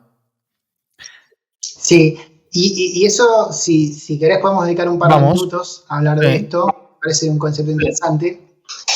Mucha gente tiene esta idea porque desconoce el nivel de desarrollo que tiene Bitcoin. Esto que yo te mencionaba, de que hay 10 cambios por día que ingresan a Bitcoin, por ahí sorprende a muchos.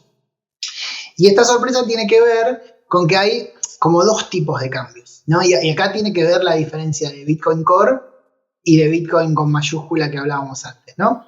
Bitcoin Core es el software del nodo y los nodos de Bitcoin tiene como reglas, donde todos los nodos, sean Bitcoin Core o otros de los alternativos, sean la versión actual de Bitcoin Core o versiones viejas o versiones futuras, o otro software que interactúan con la red de Bitcoin sin ser un nodo completo, como podría ser un exchange, un block explorer, una billetera. Bueno, todos esos de alguna manera tienen como que respetar ciertas reglas, porque Bitcoin en el fondo es un sistema de consenso. Un sistema de consenso donde nos ponemos de acuerdo en qué dinero es válido, que alguien no pueda gastar 2 veces la misma moneda porque estaría fabricando dinero y ese tipo de cosas. En el fondo, Bitcoin tiene como muchas reglas para evitar que eso ocurra. Y todas esas reglas son revisadas por los nodos y por los otros software que interactúan con la red de Bitcoin. Entonces, hay cambios menores que no impactan en esas reglas y hay cambios que sí impactan en esas reglas. Entonces, todo lo que es el trabajo diario y casi todo lo que estuvimos mencionando en el día de hoy de Bitcoin Core y demás, son cambios que no alteran esas reglas. Son cambios menores que no rompen el consenso de todos los software que se conectan a la red. Por ejemplo, hacer un nodo para el móvil no rompe nada. Antes no existía, ahora existe, pero es las mismas reglas que los nodos de las computadoras o ordenadores. O hacer pequeños cambios dentro del nodo. Por ahí el nodo provee una billetera y no sé, por ejemplo, una de las contribuciones que hice yo a Bitcoin, que es muy, muy pequeña pero muy útil, había como una especie de estafa en unas billeteras multifirma donde un cofirmante tuyo te podría estafar para que cuando envías dinero a un tercero, el vuelto, en vez de que vaya a una billetera compartida por la multifirma, vaya a una billetera personal de cosas. Bueno, no había forma de saber eso. Uno como firmaba ciegamente, verificaba que la dirección de destino y el monto sean correctos, pero uno confiaba en la dirección del vuelto. Yo hice una pequeña contribución, muy mínima realmente, pero me parece que es importante, donde Bitcoin Core ahora te dice, este vuelto es tuyo, no te están engañando, ¿no? Entonces, por ejemplo, eso es una cosa que agrega cosas, está a los ojos del usuario, no cambia las reglas, no hace nada incompatible, etcétera, etcétera, etcétera. Entonces, todo ese tipo de cosas son las que te mencionaba, que se mezclan o integran varias veces por día en lo que es el software de Bitcoin y que 2 veces por año se libera una nueva versión con todas esas cosas, porque son cosas que no rompen el consenso y no alteran estas reglas. Pero hay cambios tecnológicos a Bitcoin que sí alteran estas reglas en mayor o menor medida y que requieren como un proceso más delicado y un consenso más amplio de todos los actores. Mineros, usuarios, programadores de billetera, contribuidores de Bitcoin Core, contribuidores de otros nodos, usuarios en sí, exchange y demás. Todo eso lleva meses de discusión en listas de correo y RC y un montón de cosas donde todos nos ponemos de acuerdo si queremos un cambio o no para Bitcoin. Y esos cambios son grandes, esos cambios son los que se conocen con el nombre de soft fork o también hay una variante de eso que se llama hard fork. Y esos cambios ocurren cada 4 años más o menos. Entonces por ahí en la cabeza de mucha gente de que Bitcoin es viejo y que se actualiza poco y que no hay nada para hacer y qué sé yo, se piensa que hay 2 o 3 programadores que cada 4 años se sientan media hora a hacer algo y en realidad no es así. Esos cambios son muy delicados y generalmente ocurren cada 3-4 años, pero atrás de eso hay meses de trabajo, pero más allá de esos cambios. Pero por ejemplo, Silent Payments entra dentro de esto, nada, no sería un cambio. No, grande. No es un cambio. A ver, no sería un cambio de este estilo porque es como, digamos, las billeteras que quieran soportar Silent Payments lo van a poder hacer y las que no. Uh-huh. ¿Sí? Y de alguna manera Silent Payments es posible porque existe la tecnología de Taproot, uh-huh, que se incorporó a Bitcoin en la última oportunidad, hace unos años, y esa tecnología de Taproot sí fue una cosa importante y de este estilo que hubo que votar, consensuar, y uno de esos procesos lentos. Pero ese upgrade tecnológico que se hizo alrededor de Bitcoin permite muchísimas cosas que no están explotadas y uno puede usar esto, usa una criptografía nueva que antes no se podía, uh-huh, usar, ¿sí? Y esa criptografía nueva permite hacer esto y muchas cosas más. Entonces, eso no requiere un cambio de esto porque justamente el cambio que se requería para abrir esta puerta se ocurrió, claro, ya hace unos años. Entonces, esto es un cambio a Bitcoin Core. De hecho, ya hay otras billeteras. Por ejemplo, hay una billetera hoy en día que ya soporta Silent Payments, que se llama Cake Wallet.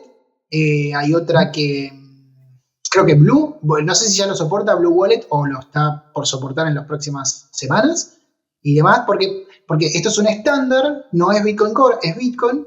También se discute, también hay listas de correo y discusiones y demás, y hay estándares que se llaman BIPs, ¿sí? Bitcoin Improvement Proposals, donde se forma un estándar y dice, bueno, ok, a este estándar le llamamos pago silencioso y tiene que respetar estas reglas. Esas reglas, como no rompen el consenso, las puede hacer cualquiera. Y no necesitan este soft fork para hacerse. Entonces, ese estándar es optativo, el que quiere lo implementa, el que no quiere no. Y bueno, como te digo, ese estándar está hace un tiempito, hay un par de billeteras que lo implementaron y que ya lo están usando. Y bueno, en Bitcoin Core se va a implementar eso pronto. Vamos a hablar ya que lo has nombrado, de los famosos BIP, cómo se organizan, porque claro, no hay una entidad tampoco que diga esto en concreto, ¿no? ¿Cómo funcionan? Y vamos a explicarlo desde el principio, si puede ser. Lo has nombrado por encima, pero si podemos nombrar qué son, cómo funcionan, para qué sirven, además. Sí, bien, perfecto. Entonces, dentro de este mundo de estándares abiertos y muy democrático y muy consensuado y demás, hay como todo un proceso de propuestas tecnológicas. La P del BIP es de proposal o de propuesta.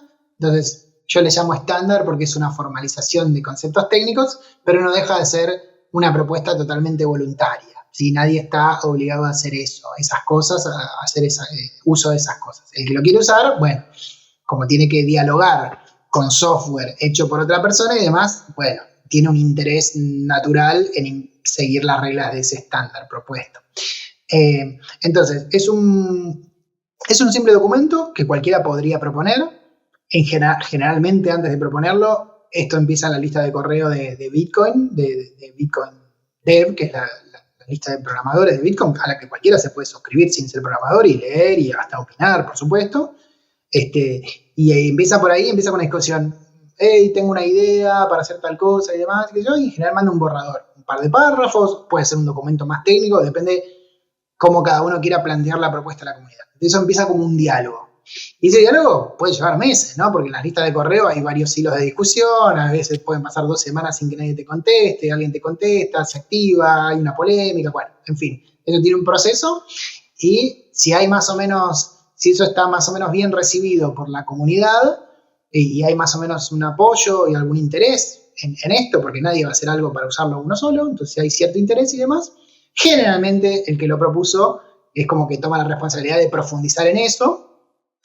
Y lo que hace es, hay un repositorio, hay una discusión en la mailing list, cuando hay un acuerdo previo o cierto interés natural en esa discusión de la mailing list, se hace un documento más formal, que es lo que se conoce como VIP, es un documento de texto, un archivo de texto, que tiene algunas secciones más o menos estándares, ¿sí? Así como los papers académicos de investigadores académicos tienen cierta estructura estándar, bueno, esto también tiene como cierta estructura estándar, y uno hace un documento de eso, lo propone, también hay un repositorio en GitHub donde uno lo puede proponer y a partir de ahí se empieza a discutir por programadores y no programadores, porque esto afecta a usuarios, afecta a la industria, afecta al exchange, bueno, podría afectar, ¿no? Entonces todos pueden opinar, van ahí a GitHub y opinan, ¿no? Y sugieren cambios, ¿no? Sugiero cambiar tal párrafo por esto, o no, sugiero que esta criptografía que elegiste acá, no, usemos otra cosa, porque bueno, hay una discusión y también por consenso se va moldeando eso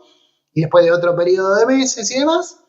Bueno, en el proceso, en una parte temprana del proceso, se le otorga un número, los VIPs están numerados, ¿sí? Si mal no recuerdo, el de Silent Payments es el número 352, tal vez me equivoco, pero bueno, cada uno tiene un número, porque es más fácil referirse por número, o porque hay varios VIPs que modifican tecnología, ¿no? Entonces uno dice, bueno, mi software implementa hasta tal VIP, hay la versión que lo corrige o lo mejora todavía no, bueno, es más fácil referirse de manera numérica a estos estándares, y bueno, se le otorga un número a estos documentos y bueno, se sigue trabajando con colaboraciones y donde muchos editan ese documento, proponen editar el documento y demás hasta que por consenso se cierra una versión. Cuando esa versión está más o menos cerrada, nada, ahí queda. No recuerdo si había una discusión final en la lista de correo o una invitación final a, bueno, el que no participó de esta discusión en GitHub, por favor, en ese momento y ese tipo de cosas. Y queda ese borrador de propuesta queda más o menos cerrada y queda disponible en una web de manera pública. Y el que quiere la lee, el que no la lee, los que quieren trabajar en eso van a seguir ese estándar y respetarlo. Y hay VIPs, la inmensa mayoría de los VIPs están abandonados ahí, nunca nadie los usó y quedaron un documento que es todo voluntario, digamos, su implementación. Y hay algunos más importantes que sí, que muchos usan. Y así es más o menos el proceso. Pero esto sería, por ejemplo, un ejemplo de lo que es Bitcoin amplio, que no es necesariamente Bitcoin Core. Como decía, lo de Silent Payments tiene un VIP que algunas otras billeteras implementaron antes que Bitcoin Core, porque es algo que afecta a las billeteras. Por ejemplo, otro VIP conocido es el de las frases de backup en las famosas palabras y demás. Eso es un VIP que propuso alguien en un momento que... El 39 creo que es. Exacto, el 39, que también se basa en otro VIP que es el 32, y bueno, y hay algunos secundarios. Pero bueno, eso lo propuso creo que la gente de Trezor. Trezor dijo, es un problema manejar las claves privadas, propongo esto. Y que obviamente lo usa Trezor y lo usan todos, porque hoy en día es un estándar súper popular. Pero empezó como una propuesta de alguien, dijo, es muy complejo, las claves privadas antes estaban sueltas, uno tenía que hacer backup de archivos, perdía ese backup, perdía el dinero y demás. Entonces alguien tuvo esa buena idea y todo el mundo la usa. Pero nació así, como una propuesta de un individuo o una empresa, y dijo, ¿por qué no hacemos esto? Y hubo consenso y demás, y se implementó en todos lados hoy en día. Y así, hay algunos VIPs muy populares como el 39, y otros no tanto, y otros que nadie los usó. Son propuestas. Pues ahora que también sacas a relucir que hay otras empresas que también pues implementan ese tipo de cosas y demás, y que también participan de forma muy activa. Hay un tema controversial y es lo recientemente sucedido con Samurai, y también pasó algo parecido con Tornado Cash y los desarrolladores, ¿no? Y al final hay desarrolladores que hacen ciertas aportaciones que algunas partes legales de algunas jurisdicciones no las ven como lícitas o no las ven como positivas y se castiga a quien pica el código como si fuera un delincuente, un terrorista o algo similar. ¿Qué opinas de esto? Y si puedes también contextualizarlo para que la gente sepa más sobre este tema. Sí, cómo no. Bueno, como programador, como desarrollador, es preocupante que esto ocurra, sobre todo porque da la sensación, yo no soy experto en derecho y mucho menos en estos casos puntuales y demás, pero trae cierta preocupación que un programador vaya preso por crear un software que no usa, ¿no? Es como que si una persona mata al vecino, vaya preso la fábrica de armas o el que inventó el arma, que patentó el primer revólver. Es absurdo, o un cuchillo, ¿no? de cocina también podría ser. Un cuchillo de cocina. Un cuchillo de cocina, claro, como que la empresa que fabrica los cuchillos termine preso porque un individuo decidió usar ese producto con un fin determinado. O si alguien se suicida con una cuerda y el que fabricó la cuerda es un asesino, ¿no?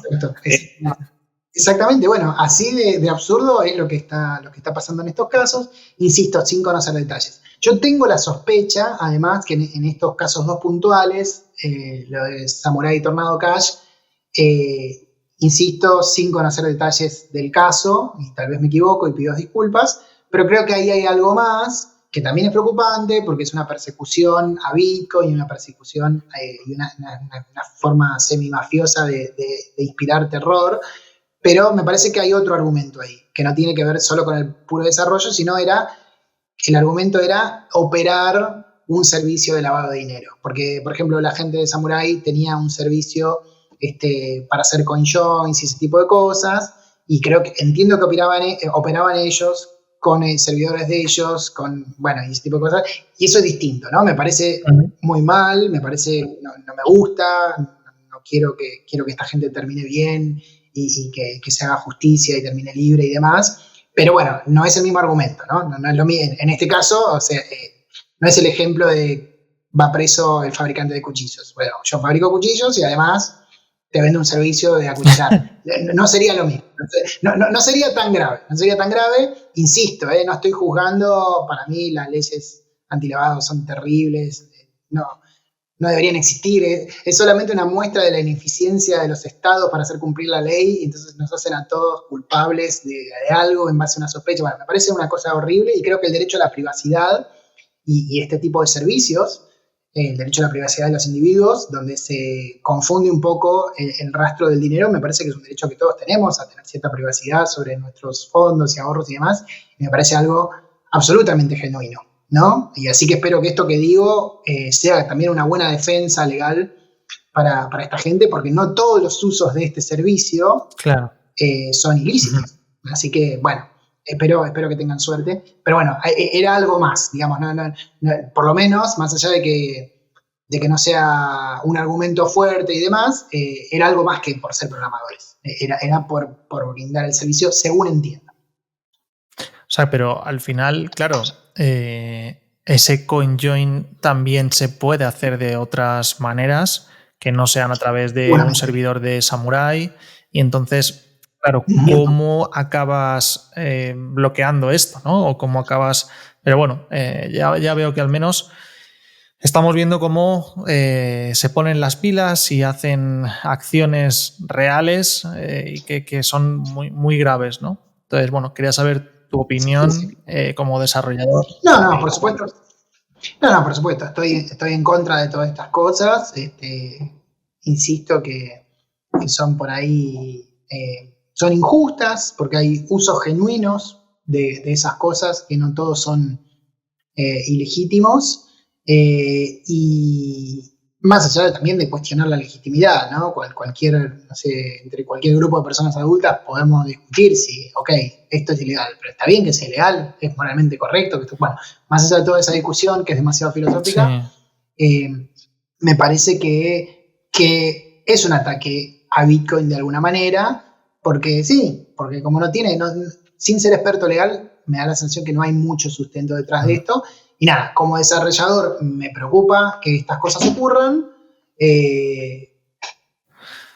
Hablando o haciendo mención a lo que hablamos hace un par de minutos, donde no solo la causa es por haber desarrollado la herramienta, sino por haber brindado un servicio que la usaba, bueno, digo, eso me deja más tranquilo como desarrollador, digamos, pero en el fondo no deja de ser una especie de ataque a Bitcoin que viene por ahí de esa dificultad que tienen los estados para hacer cumplir ciertas leyes, y entonces como tienen esa dificultad, tratan por otro lado de intimidar con cosas que, según mi humilde entender, tal vez no sean del todo justas y demás, y que bueno, espero que a futuro esta gente pueda defenderse. Sí, además tenga el derecho a defensa. Además, teniendo en cuenta que Bitcoin es multijurisdiccional, digamos, no está geolocalizado en un lugar concreto, y estas leyes son, en este caso, pues de una localización concreta en el planeta, que hay otros lugares en los que las leyes son completamente distintas y ese lavado de dinero puede no ser igual en otro lugar, o que podría ser legal. Podría, por eso, literalmente podría ser totalmente contrario, y bueno, en este caso, pues ahí entramos también en otro dilema, ¿no? Como decías tú, más filosófico.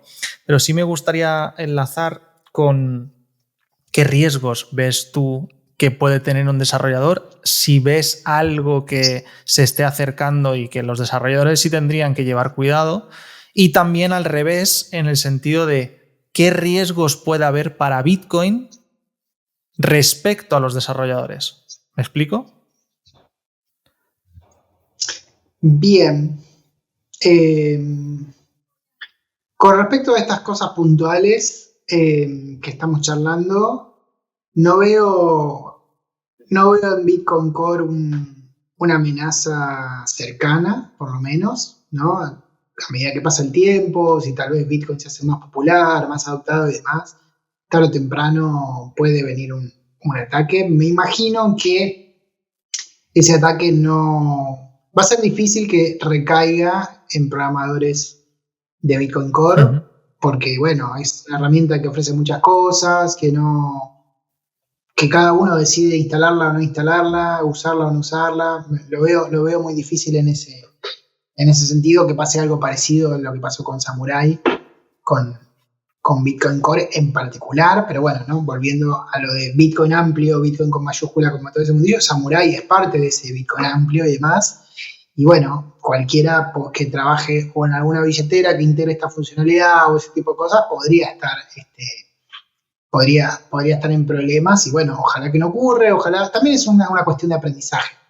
Nosotros somos bitcoiners y estamos muy metidos en este mundillo, pero Bitcoin sigue siendo algo no tan chico como hace unos años, que hace unos años decíamos chico y era realmente chico. Está creciendo, todavía no es algo súper popular o como se dice en inglés mainstream, pero está ahí a mitad de camino, y es normal que muchos no lo entiendan, y dentro de esos muchos están los gobiernos, las justicias, las fuerzas de la ley y un montón de cosas. Y bueno, nada, yo creo que tiene que haber un aprendizaje que tiene que ver con una evolución natural de las cosas, y que tiene que ver con las personas a las que votamos. Bitcoin está apareciendo en campañas políticas alrededor del mundo como un tema, Bitcoin o criptomonedas, y bueno, a medida que Bitcoin sea más popular y haya interés de la gente en esas cosas, va a haber interés de los políticos en atender las necesidades de la gente, y esas cosas podrían ir cambiando, ¿no?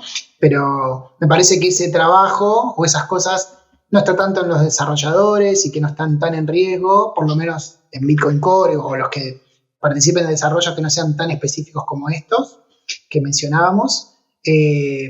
sino que está en todos, está en usuarios, en, no sé, en electores o gente que vota o en lobistas o gente de la industria que por ahí tiene poder de lobby, ese tipo de cosas. Me parece que hay un camino de educación y de que todos entiendan las cosas como realmente son, ¿sí? Que construir una herramienta no es lo mismo que usarla y bueno, hay un montón de cosas relacionadas con todas las consecuencias de estas ideas que no son fáciles de entender. Históricamente la justicia o la fuerza de la ley no entendieron muy bien el software o no saben muy bien estas cosas. Y después hay cuestiones que hay intereses, ¿no? Hay veces que uno puede discutir, bueno, ¿realmente no lo entienden o quieren destruir a Bitcoin y lo están atacando? Bueno, puede haber un poco y un poco, pero creo que con la estrategia que yo mencionaba, que está en manos de todos, básicamente se puede hacer ese trabajo para que con los años quienes gestionan el Estado, que son los políticos, los gobernantes y demás, lo entiendan de alguna manera y alineen sus políticas con las voluntades de la mayoría de la gente. Ojalá que eso ocurra. Pero bueno, en ese sentido es importante el trabajo de todos, ¿no? En concientizar, en hacer difusiones, en hacer educación y ese tipo de cosas creo que son súper importantes. Acabas de nombrar hace un momento lobbies y hay una crítica habitual que se dice que, claro, estos, que no lo hemos contado antes, pero estas empresas que financian o que dan los grants pueden tener algún tipo de interés, digamos, y que financien ciertas cuestiones para conducir o forzar de alguna forma o, ¿sabes?, coaccionar de alguna manera hacia dónde va, ¿no? Y en cierto modo también controlar, ¿no?, a esos desarrolladores para que se haga o se deshaga lo que esos lobbies quieren, ¿no? Hay esa idea conspiranoica de que las grandes empresas que ponen el dinero son al final quienes pueden controlar Bitcoin. ¿Qué opinas de esto? Sí, bueno, nada, es uno de esos mitos conspiranoicos, es uno más de los que los conversábamos hace unos minutos, ¿no? Nada, me parece que es totalmente, que no tiene sustento, es un mito sin sustento,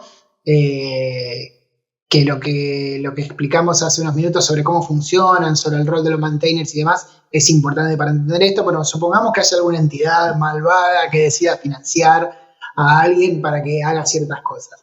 Bueno, la realidad, primero, es que tiene que convencer a algún programador que haga esas cosas, ¿no? Casi todos los programadores que hacemos contribuciones a Bitcoin somos Bitcoiners. Y nos interesa que Bitcoin mejore y demás, y no lo hacemos solo por el dinero. Entonces va a ser difícil convencer a alguien de esas cosas, ¿no? De decir, ok, te doy un grant para que hagas tal cosa. Pero supongamos que lo convencieran, o que convencen a alguien que no es Bitcoiner, que dice, bueno, mira, te traigo acá para que logres mi objetivo malvado de que Bitcoin se incline para hacia aquel lugar. La realidad es que atrás de todo eso hay un consenso, y si la mayoría de los que participamos en estas discusiones entre desarrolladores no aprobamos un cambio, no nos gusta y demás, o sea, Bitcoin tiene consenso, digamos, el consenso en Bitcoin es consenso, no es votación, no es mayoría, es consenso casi absoluto para que algo llegue a Bitcoin, es casi absoluto, y eso es algo muy difícil, no es que 6 votaron en contra sí, más del 51% en una especie de democracia o algo así. Consenso. La palabra consenso es muy fuerte y es casi absoluto. No te voy a decir que siempre es absoluto, pero tiene que ser casi absoluto. En caso de duda o en caso de polémica, no llegan a Bitcoin esas cosas, quedan ahí. Y es consenso, le llaman, creo que, consenso áspero, no sé, rough consensus, una cosa así sería el término original en inglés. Entiendo, bueno, no es un concepto absoluto, pero es casi absoluto, ¿no? Entonces, podría haber, y se discute con argumentos. Cuando dice, no estoy de acuerdo con esto, si no decís por qué, no sirve tu opinión. Y si decís por qué, hay una discusión con argumentos y nos convencemos, ¿eh? Muchas veces, la mayoría cambiamos de idea porque valoramos el consenso. Y si te refutan con buenos argumentos, cambias de idea. Pero bueno, supongamos esto, ¿no? Esta entidad maldada con dinero que quiera financiar a alguno que proponga algo. Va a tener que convencer a todos, no a su financiado, claro. A todos o a casi todos. Entonces, no va a ser tan fácil, es casi una distopía pensar que una cosa de ese estilo podría ser posible. Es así. Y sí, no sé, si queremos avanzar con esa conspiración a niveles insospechados, existieran una o más organizaciones que estuvieran de acuerdo y que financiaran a varios y que esos varios fueran mayoría y llegaran a maintainers con los años y tuvieran la última palabra y un montón de cosas más, siempre está lo que yo decía hace unos minutos, decir, bueno, ok, si Bitcoin Core se transforma en eso, ¿quién lo va a meter en mi ordenador? Nadie. Yo decido que esto no me gusta más y ahora voy con otro nodo, como puede ser Bitcoin Nodes, o bueno, hay otros nodos. O va a haber algún grupo de los que no estén de acuerdo con eso, que dice, bueno, hacemos una copia de esto que es open source, y desde este punto en el tiempo, que hasta acá me parece que fue honesto, lo desarrollamos y ahora hay un nodo más. En vez de haber 3 o 4 nodos, hay 4 o 5, y listo. Entonces eso siempre es la última línea de defensa sobre que tiene Bitcoin, que son los usuarios, y que cada uno decide lo que usa. Y eso también es un argumento a veces para los mineros, ¿no? Otros mitos que hay alrededor del poder que tienen los mineros, que realmente tienen un rol especial y obviamente tienen como un poco de poder, lo tienen por supuesto, pero no tienen la última palabra en un montón de cosas. Y eso quedó demostrado en el soft fork de 2017, donde había como intereses y donde realmente somos los usuarios los que ganamos esa batalla. Había como 2 propuestas alternativas y contradictorias sobre cuál tenía que ser el futuro de Bitcoin, y había dos grandes facciones, donde naturalmente la mayoría de los mineros se inclinaba por una propuesta tecnológica, y realmente hubo una revolución a nivel de redes sociales y demás, de participación y de estas discusiones públicas, donde los usuarios, o algunos usuarios, porque realmente había algunos usuarios que votaban por la otra propuesta, pero digamos, la mayoría de los usuarios dijimos, esto no lo voy a usar.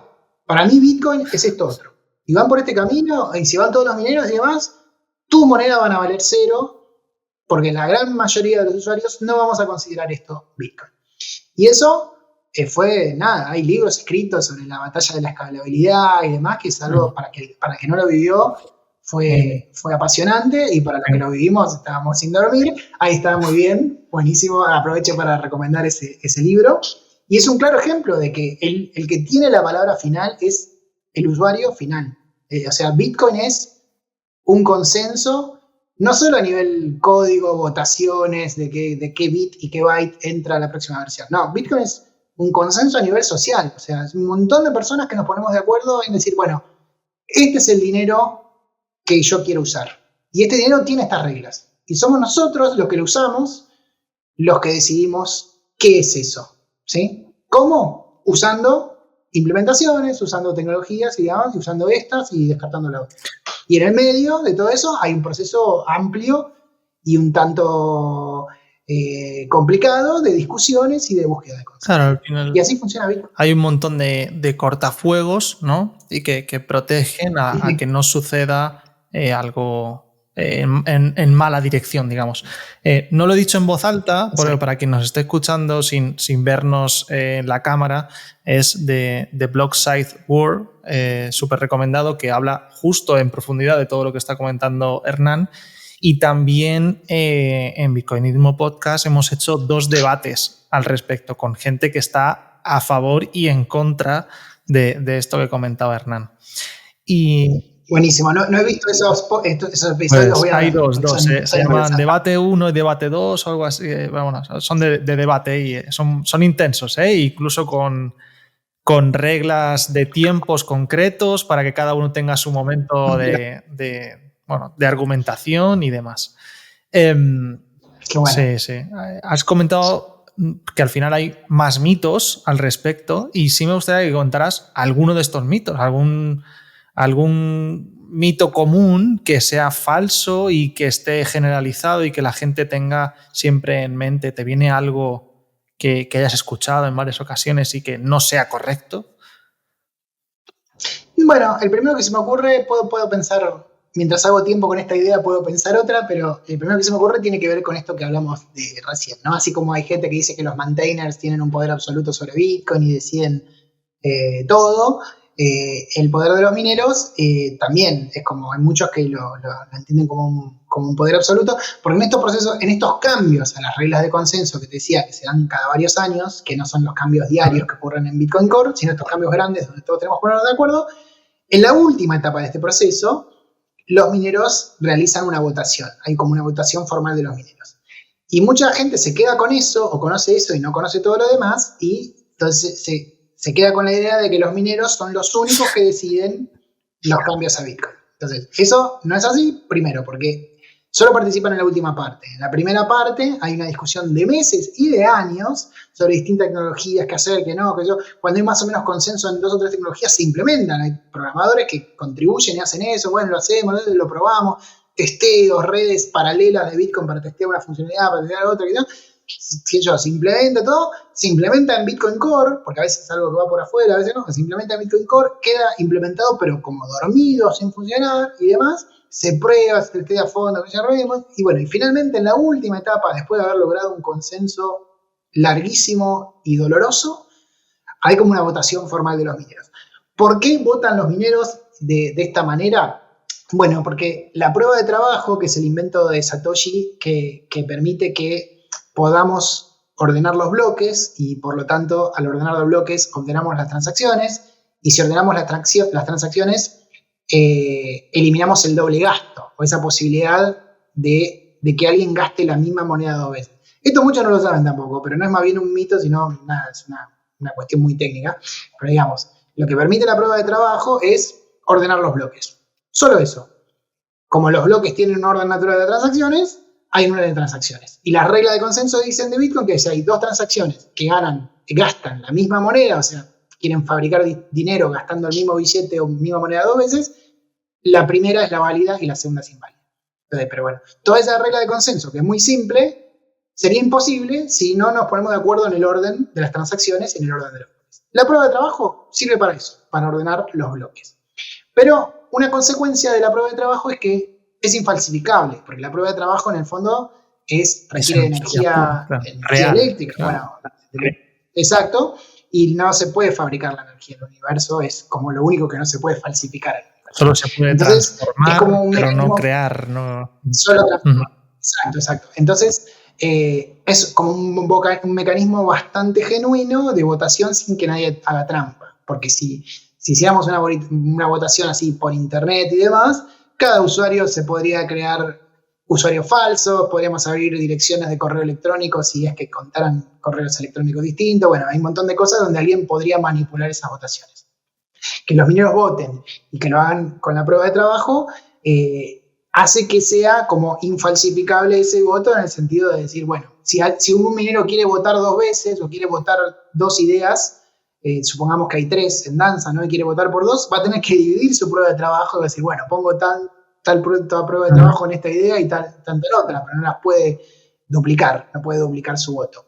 Así que, entonces es un mecanismo bastante genuino, antifraude, y por eso participan de esa manera. Pero participan al final y participan luego de una discusión muy amplia y demás. Y bueno, el ejemplo de 2017 es un claro ejemplo donde, más allá de que había una sospecha, porque en el fondo todo era una sospecha, de que una de las ideas que finalmente no se impuso, pero que podía imponerse en Bitcoin, había como una sospecha por cuestiones naturales o de teoría de juegos y un montón de cosas, había como una intuición natural de que los mineros iban a estar de acuerdo por una idea. Pero sin embargo, se terminó imponiéndose la otra idea porque los usuarios manifestamos fuertemente esas cosas y los mineros entendieron que sin usuarios su cosa no vale nada, porque si todos nos ponemos de acuerdo en que a lo que llamamos Bitcoin es esto, y si los mineros se van por acá, esto no vale nada. Los mineros entendieron eso y cuando ocurrió esa votación finalmente se impuso esta idea, pero gracias a la fuerza de los usuarios, porque en el fondo, como te decía, Bitcoin es un consenso social, no tecnológico, y porque el valor es subjetivo. O sea, el precio de Bitcoin no es el mismo precio y valor, pero el precio de Bitcoin de alguna manera sirve al valor. Y el valor es lo que los usuarios querramos darle aquello a lo que los usuarios querramos darle valor. Y es absolutamente subjetivo, está en la psicología de cada uno y demás. Y bueno, en este caso hubo una situación de esas donde quedó más o menos claro que la voluntad de la mayoría de los usuarios estaba en darle valor a una propuesta tecnológica y no a otra. Y eso es lo que ocurrió. Y bueno, nada, el mito de los mineros es uno más, por ejemplo, y este es un claro ejemplo, no teórico, un ejemplo práctico de que realmente no tuvieron la última palabra en algo. Muy bueno. Y a ver, otros mitos, no sé qué se me ocurren. El mito de los programadores, de los maintainers, bueno, el mito de los mineros. De todas formas, Hernán. No sé si te ocurre. ¿Cómo? No sé si te ocurre otro por ahí para explorar. No de todas formas, de muchos. Llevamos ya casi 2 horitas, a mí se me ha pasado volando. Tengo una última pregunta y después siempre hago una cosa final que ahora verás, pero para la última pregunta sí me gustaría saber si tú tuvieras la capacidad de implementar cualquier cambio en Bitcoin, una característica o algo diferente, algo que tú pudieras hacer de forma idílica, ¿qué harías? ¿Y por qué? Qué pregunta difícil. Algo que pudieras implementar, que te haga ilusión o que tú digas, oye, esto es necesario. Sé que por eso quería dejarlo para el final. Sí, es un poco difícil. Realmente con el rol que tengo, si bien empecé hace poco y demás, o sea, si tuviera alguna idea puntual podría trabajar activamente en ello, ¿no? Después tengo que convencer a los demás y lograr consenso. No tengo algo puntual así como para mencionar. Sí tengo una idea general de estas cosas que mencionamos en nuestra charla, de que Bitcoin sea más usable, que sea tecnológicamente más usable, que sea a nivel de interfaz gráfica o de experiencia de usuario más usable, que sea más popular y bueno, hay un montón de cosas. Todo lo que mejore la experiencia de uso de Bitcoin, me parece que es algo en lo que hay que enfocarse. A mí me gustaría que más usuarios puedan tener un nodo, ¿sí? Y que para eso tenemos que hacerlo más fácil, más liviano, más barato, con menos requisitos computacionales y ese tipo de cosas. Pero bueno, es como una cosa muy grande y bueno, yo trato de ayudar con mis granitos de arena en ese tipo de cosas, pero me parece que como idea es importante. Sí. Después, a largo plazo, hay una idea que tiene que ver con la privacidad, de darle más privacidad a los usuarios. Eso me parece que es importante en Bitcoin, pero a largo plazo. Me parece que, por ejemplo, no sé, hay muchas cosas para hacer en Bitcoin y que hoy en día un usuario sofisticado, usando algunos trucos o usando Lightning Network y demás, puede tener como una privacidad muy grande, pero es algo que para un usuario tecnológicamente sofisticado, ¿no? Tiene que entender, no está para el usuario común ese tipo de cosas porque hay empresas que hacen análisis de blockchain, que hacen rastreos y demás. Entonces, todavía Bitcoin no es 100% privado y me parece que a largo plazo es algo importante. Pero también me parece importante que ocurra a largo plazo y que no ocurra a corto plazo. Esta es una idea tal vez rara y que te la voy a explicar. Eso es un punto de vista que tal vez me equivoco, pero digo, si supongamos que tenemos que decir, bueno, Bitcoin va a ser un éxito, pero para ser un éxito Bitcoin tiene que lograr 10 cosas en los próximos 10 o 20 años, ¿no? Tiene que lograr 10 hitos, lo que sea. Y uno de esos hitos es el de la privacidad, para que los usuarios no sean perseguidos, para que no sean condenados, coaccionados y demás. Bueno, yo creo que la privacidad es siempre importante, que la privacidad que tenemos hoy en día es suficiente para el usuario que quiera explorar ese camino, pero la privacidad sí absoluta y demás, me parece que es importante que no aparezca de golpe hoy en día, porque el nivel de adopción que tiene Bitcoin hoy en día podría hacer que Bitcoin sea como atacado, censurado por muchos gobiernos y demás, y que eso coarte su crecimiento. Bitcoin puede sobrevivir a esos ataques, porque tiene toda la tecnología para hacerlo, pero no sería bueno una estocada de esas tan temprano. A mí me parece que por ahí Bitcoin tendría que mejorar un montón de cosas para hacerse popular y cuando sea demasiado tarde hacemos ese cambio y ya no pueden hacer nada para frenarlo. Me parece que eso es interesante, pero como te digo, más a largo plazo que a corto plazo. Qué bueno. De hecho, esa primera parte que has comentado, esta de privacidad, obviamente sí que entra mucho más código y demás, pero esta primera parte también entra, como tú decías antes, mucho diseñador, mucha incluso No, traductores, efectivamente. hacen falta traductores. O parte también de casi psicológica, ¿no? Porque es ese user experience, esa experiencia de usuario que se facilita y que ayuda a que sea más intuitivo, a que sea más fácil de utilizar. Al final entra también, una parte ahí casi psicológica o de cómo es el comportamiento humano, ¿no? Y ahí necesitamos a un montón de personas que es verdad que los desarrolladores suelen tener una mente más cuadriculada, más utilitaria, ¿no? Más operativa, más... y a veces es complicado a veces ponerse en la mente del común, ¿no? De la gente que no está tan acostumbrada a lo digital, a lo informático y demás. Así que bueno, muy interesante. Y para finalizar, siempre me gusta terminar, Hernán, con alguien a quien tú recomiendes que pueda venir de invitado a Bitcoinismo y que nos pueda aportar tanto como lo has hecho tú en esta ocasión. Bueno, hace un tiempo en una charla así medio informal que tuvimos una charla parecida y creo que las personas que te había recomendado ya habían estado, ¿no? Se me ocurre, por ejemplo, me acuerdo que te mencioné a Adam y me parece que ya estuvo. No sé, Franco Mati también. Franco Mati aún no ha venido, ¿no? Y le he comentado, pero siempre está con un lío increíble viajando y con mucho, pero sí, quiero traerle. Sí. Bueno, sí, Franco es uno de los pioneros de Bitcoin en Argentina y ha logrado mucho en construir comunidad y demás. Bueno, hay otras personas que por ahí, que también similares en antigüedad, en Bitcoin y su rol de comunicadores y educadores en Argentina. Puede ser, no sé si te han mencionado a Rodolfo Andragnes. Sí, aún no tengo contacto con él, pero puedo hablarle por Twitter, lo haré y utilizaré también tu recomendación. Te puedo ayudar y él te puede contar su historia también, un pionero y que ha hecho muchas cosas porque Bitcoin crezca en Argentina junto con Franco y otros también, por supuesto. Pero bueno, ahí hay un nombre nuevo entonces. Pues muchas gracias, Hernán. La verdad que se me ha pasado volando, ha sido súper interesante. Yo creo que se ha quedado muchísimas cosas que hay mucha gente que desconoce y que le vienen muy bien, y tener estas piezas como resumidas incluso de algunos conceptos que no son fáciles a veces de encontrar respuesta. Así que me ha gustado un montón, Hernán. Muchas gracias por tu tiempo y ojalá que nos veamos pronto. Sí. Bueno, muchas gracias también a vos. Fue un placer para mí. La he pasado como una charla de amigos y todo muy fluido y muy relajado.